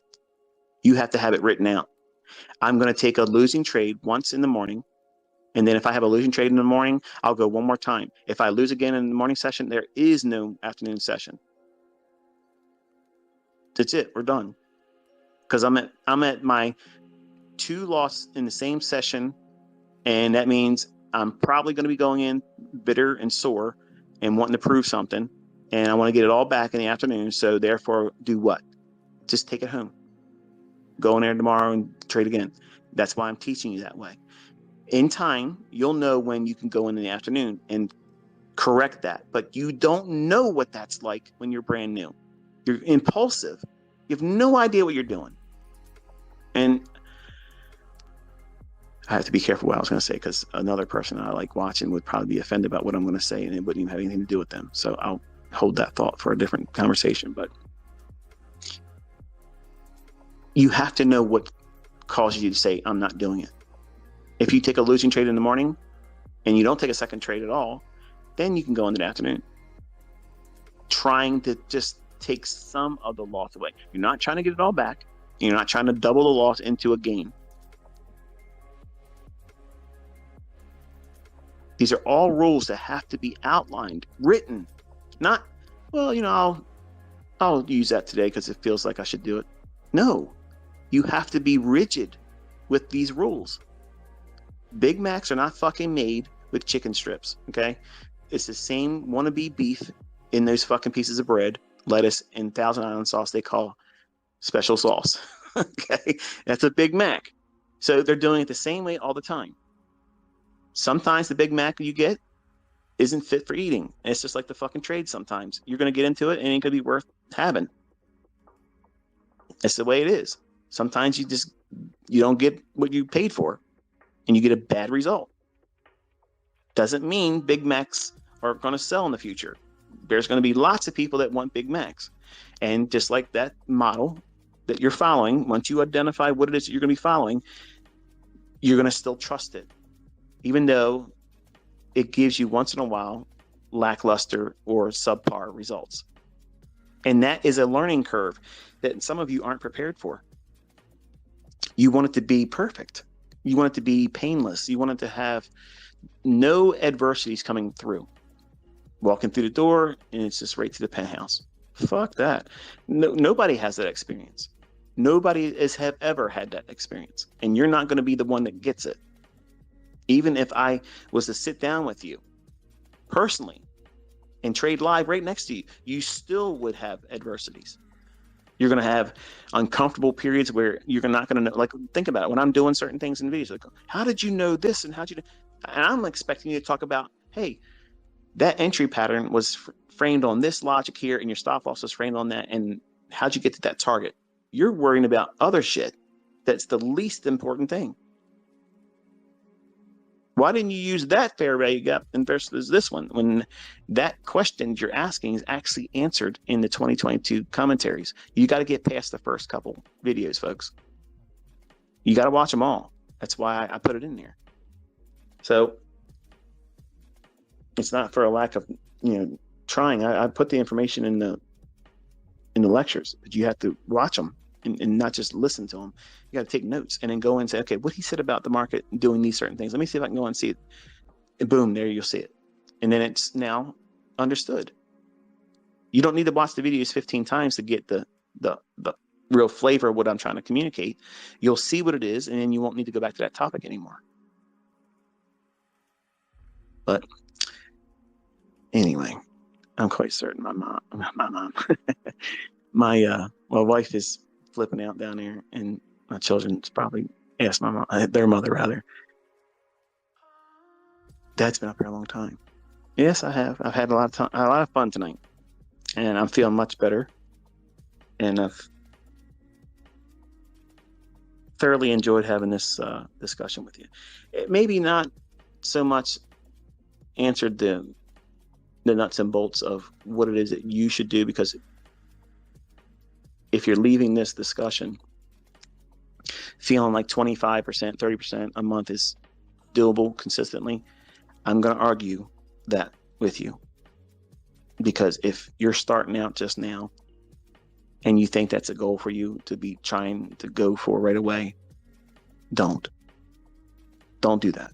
Especially if you finally arrive at a point where you're funded and you have access to be able to take money from a company that makes it available to you.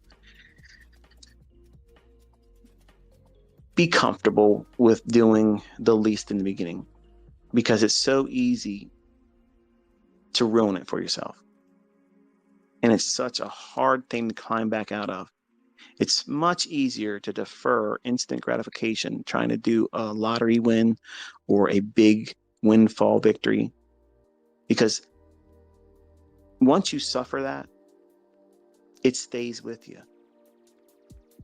It's something that will plague every decision you ever make going forward.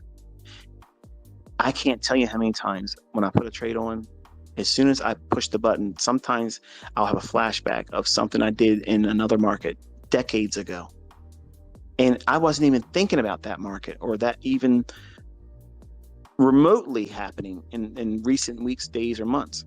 But something triggers a memory and I'm like, oh shit.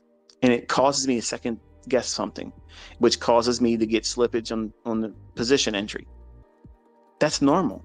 Like, that's a normal thing. But when I first started encountering that, I felt like there was something wrong with me. No, it's just I have a lot of experience.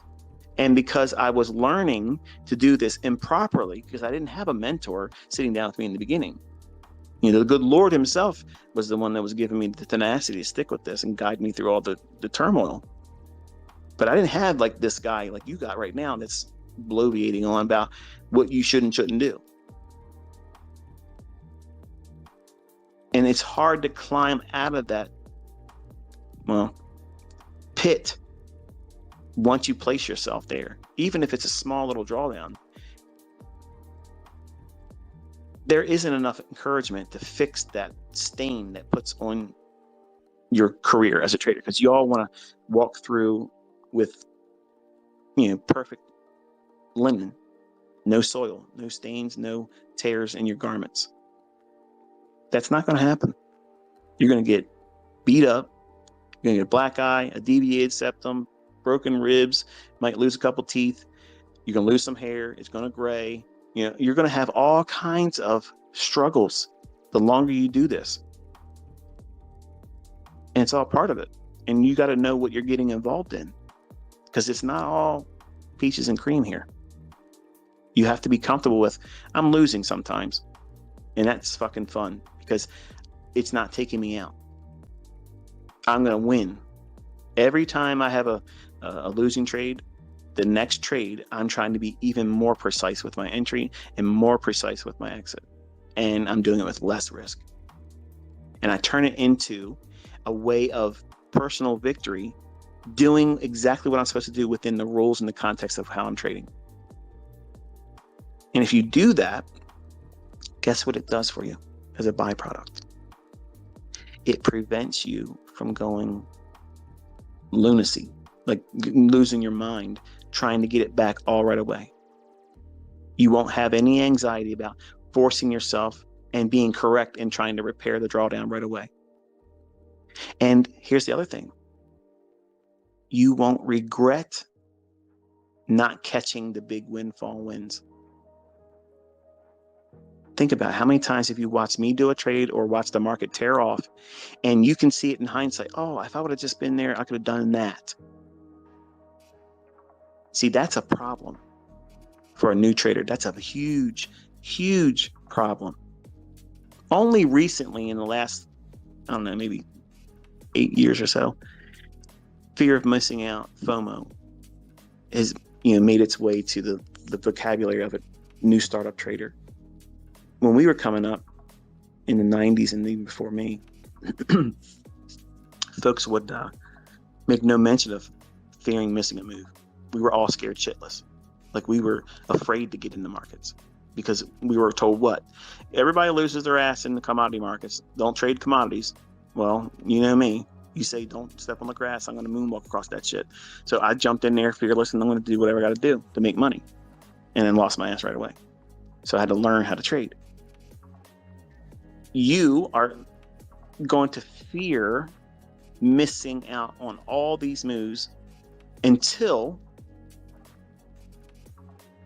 you adopt a model and you execute and operate only in the context and rules and parameters of that model.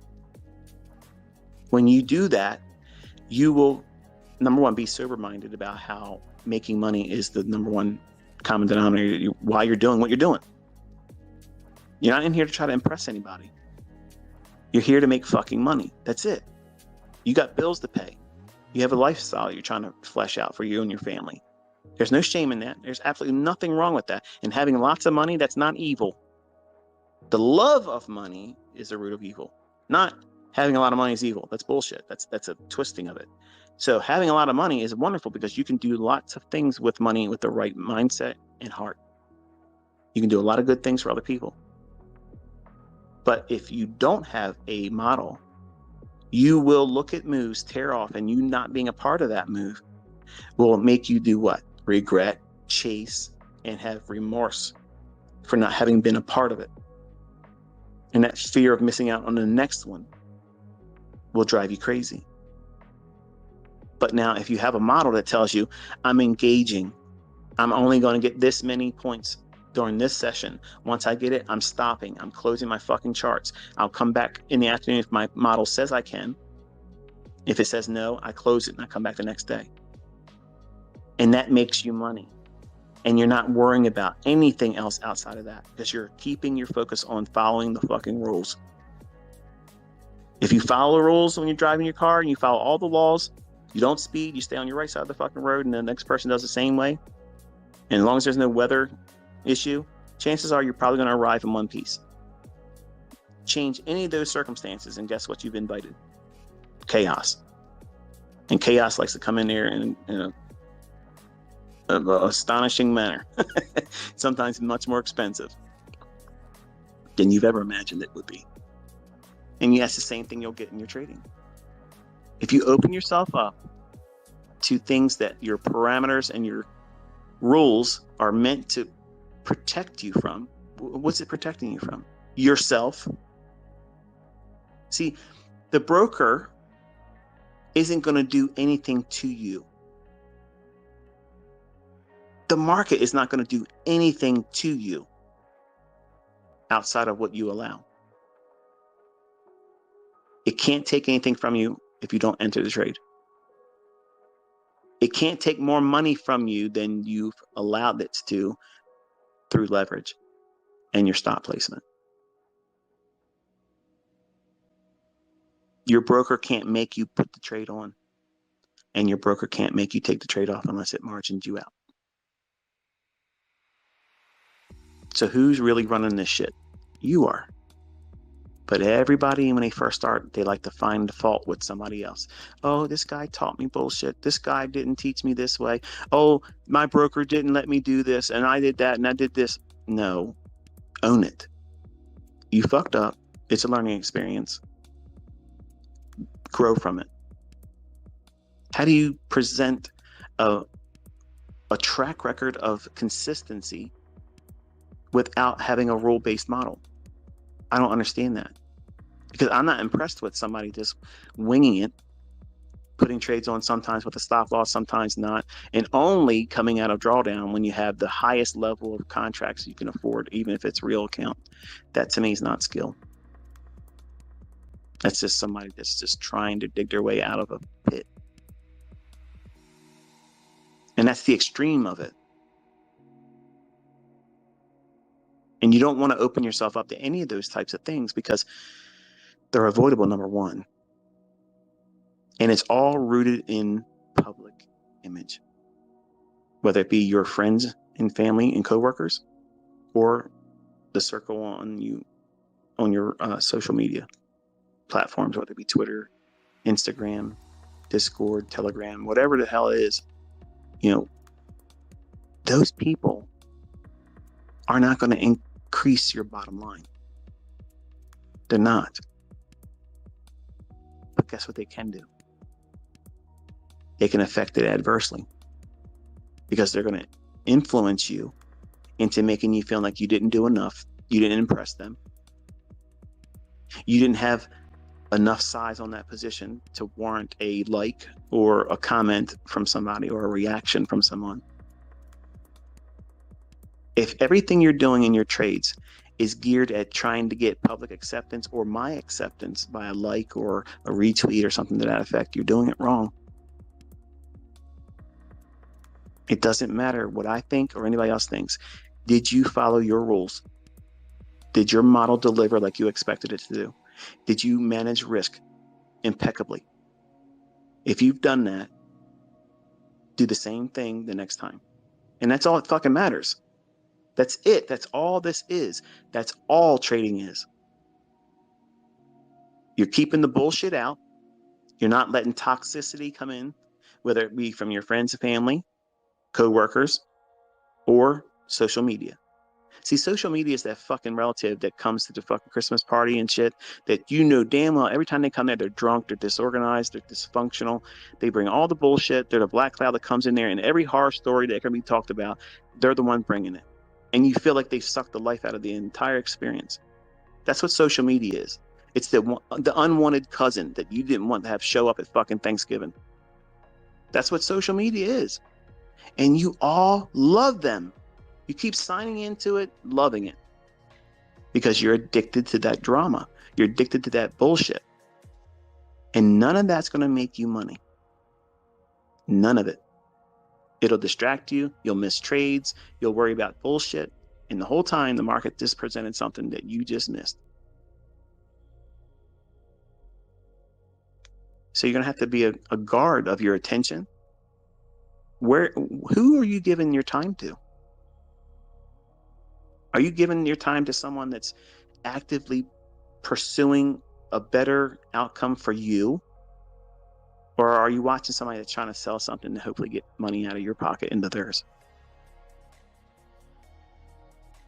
Have you listened to other people pour themselves into you like you're getting right now for free? And this is real world shit. Like, I've lived all this stuff. Or are you getting a sales pitch later on? A coupon code. Some horse shit. Something you don't need. Okay? You only need the open, high, low, and close. That's it. Some logic as to why it should run to a high or a low, or a fair value gap above the price or below the price. Folks, that's it. That's the only 4 outcomes. If the market's going to move, that's it. If it's not doing that, guess what it's doing? It's consolidating. So now let's strip it down. Does it want to go higher? How do we know that? Did it take sell stops recently? And is the weekly chart likely to expand on some higher time frame level? If it is, and those criteria has been there, then you wait for a time. 8:30 when news comes out, or you wait for 9:30 equities open.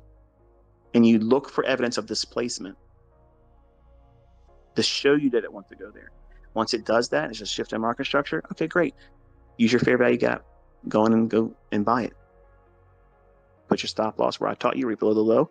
And then if you get stopped out, if you're going to take another trade, half of the leverage that you used before. What are you going to aim for? A short-term high if you're bullish, or a fair value gap above the market price that you are entering at. Once you get there, Whatever that target is that you're aiming for, 75 to 80% of your position needs to be off. Done.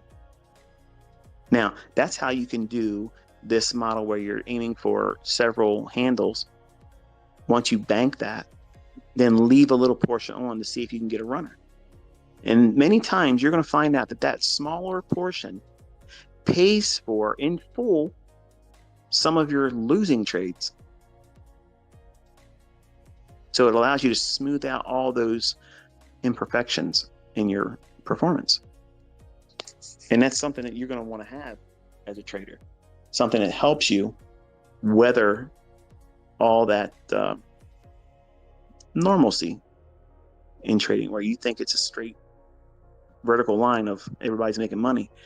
You're finding out that there's an up and down to this sometimes.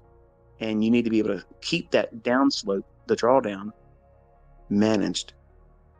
So it's not just managing profitable trades. You want to manage your losing trades. When you go into a losing series of incorrect trades, and you're going to have it, you got to be able to reduce the amount of leverage on your trades. So that way, when you're in a losing series of trades, you're reducing the next trade you take. It's half of what you put on in terms of leverage. So if you took like, for instance, you see me start with many times 6 contracts. That's $300 per point in the S&P. Then my next partial, unless I'm really aggressive and I know I'm on side, I'll go from 6 to 3 contracts on my next pyramid, and then from 3 down to 1. If I'm really aggressive and I know I'm on side, it means I know I'm on the right side of the marketplace. I have all the things I look for that would cause me to be bullish. I'm going to go in with 6 contracts, and then my next partial will be 5. And then my next partial going in will be 4, 3, 2, 1. That's pillaring. Okay. A pyramid is where I start with the largest portion first, and then I work my way down, splitting it in half each time. That's my normal pyramiding. If I know I'm on side and I know have everything in my favor that's going to go up, I will go in with 6, 5, 4, 3, 2, 1. And then many times, if I catch something else and it gives me something else that I can add another one on, I'll go one more single after that. And that's usually it. So if that's your working base of what your average multiplier is, that's my go-to. If I can't put a trade on with that type of gearing, then I'm probably not in a high probability setup. So I'll just do something with like 4 or 3 contracts and no pyramiding. I'll just do partials as it lets me.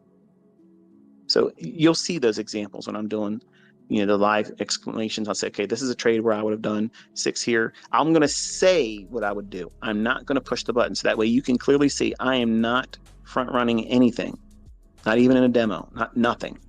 I'm going to explain the logic of what I'm looking for, why it should be done this way. And that way you see it.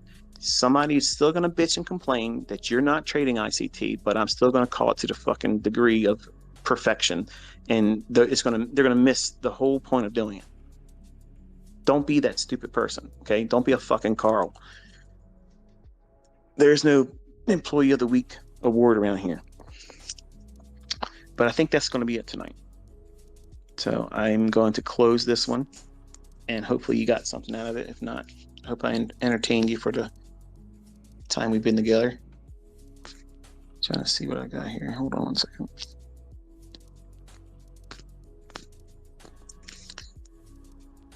It's 1 o'clock in the morning. I've been going for 4 hours. It feels like I just fucking started. You want to go for 4 more hours? I can go for 4 more hours. Some of you are at work like, this motherfucker ain't stopped talking yet. No, I don't. I don't stop talking unless I'm sleeping. But anyway, I had a lot of fun tonight, and I feel so much better. And I'm hoping that you got something from this in terms of inspiration and realistic approach to setting monthly goals, why you should do it, and why you shouldn't do other things. And I tossed a lot of other stuff in here for no extra charge. And I don't know when I'm going to do the next one. I wasn't really planning on doing any of these in 2023, but you know how that works with me. Whatever I say, you're always going to get more than what you're expected to get. So anyway, tomorrow, turn your charts on at 10 o'clock. Look for a 1 or 5 minute short-term high or low, and study that for a liquidity run, and look for 5 handles. Don't start your charts or open them up before 10 o'clock because you're going to be doing this exercise Monday through Friday of next week. And I'm going to give you other things that you got to start doing. But I want you to just spend time doing that. Don't do any demos tomorrow. You're just paper trading, or not paper trading. You're tape reading. No paper trading, no demo trading, no live trading. Okay, just observe, but only look at the market right at 10 o'clock, and only look to 10:45. You should find something between 10 and 45. One little stop hunt.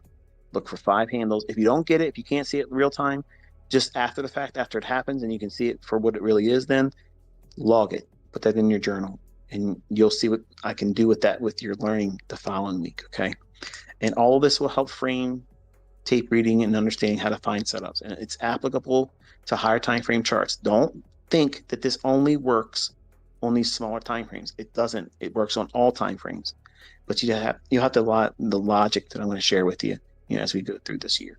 Okay, that's going to be it. I'll touch base with you, I'm sure, tomorrow by way of Twitter. Tickle on your Twitter, and until I do that,